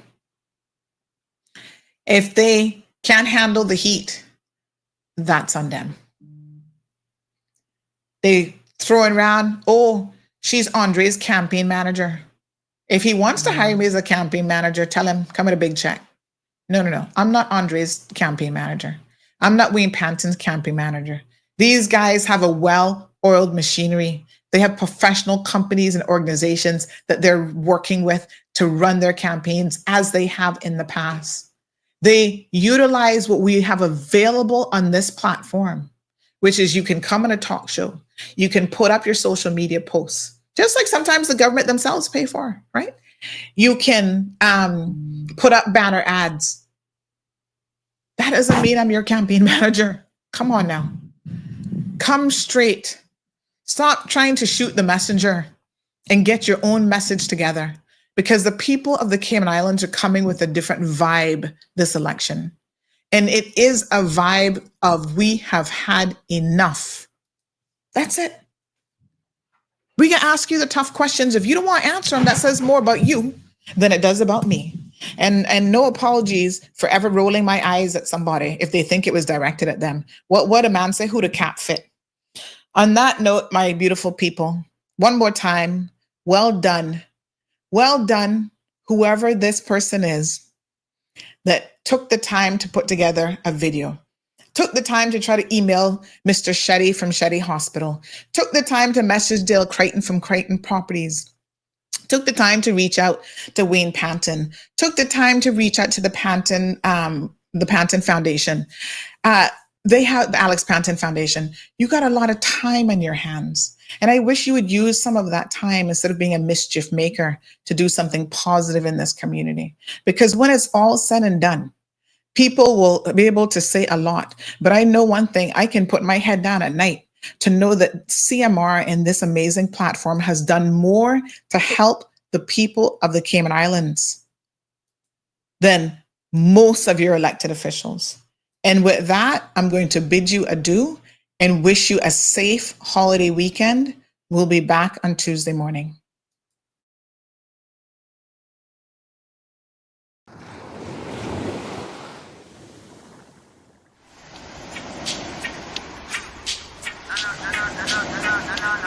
All the politicians them. Sure. Inna your face, them a smile up. Behind your back, of money, them a pile up. Try to start your business and them quick for spoil up. Hey, well done, well done, Mr. Politician Man. You done a wonderful job at tear down with country demolition, man. Sibbly bang, well done, Mr. Politician Man. You done such a great job selling out with country with your business plan.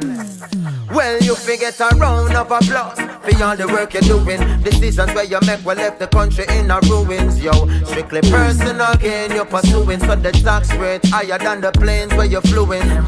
We gonna make you deal with the IMF, knowing on a box side, none of sugar cane left. The hotels and the beaches, the Spanish them go screeching. Me no know how you do it, but all my office say is well done, Mr. Politician Man. I must congratulate you. You done a wonderful job at tear down with country demolition, man. Skibbly bang, well done, Mr. Politician Man. You done such a great job selling out with country with your business plan. What kind of plan? Which is to keep poverty and unemployment on the rise. Corruption and not to mention the lies. Election and when the tension arise, so you buy with Kentucky, not to mention the fries. Anything to secure your vote, and then you rob the people to secure your vote. We go to Thailand where the Chinese own. The whole Jamaica is a Chinese loan. I tell you, well done, Mr. Politician Man. You done a wonderful job at tear down with country demolition, man. Sibbly bang, well done, Miss Politician Lady. You done such a great job selling out with country and you still not pay with. But still if inflation was a test you would have get A+. So when me met the US the exchange rate buck, cause the dollar getting weaker and the solar light bill it would have cheaper. But a JPS you prefer keep your Ebenezer. So you Scrooge from the ghetto people where you starve and every year you buy a better vehicle. The things you do are beat with bad, but still you manage to keep your job. So me I tell you well done, Mr. Politician Man. You done a wonderful job at tear down with country demolition, man. Skibbly bang, well done, Miss Politician Lady. You done such a great job selling out with country. Come in like Humpty Dumpty now. Congratulate them, you know. Yeah, man, give thanks for the effort, you know. Yeah, man, enough things are not going on, you know. But you them see it still, so we give thanks. Yeah, man. Gangster. Kabaka P. Okay.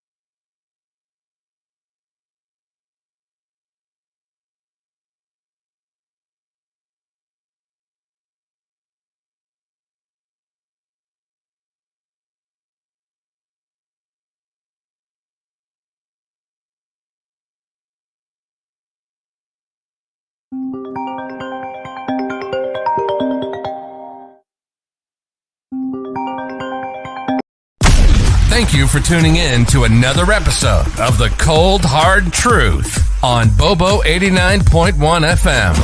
Cayman's #1 talk show is live weekdays from 7:30 a.m. Never miss an episode again. Watch anytime on CMR's Facebook and YouTube channels for the latest show episodes. Don't forget to follow us online on our social media channels and visit CaymanMarlRoad.com for all the latest news and community happenings.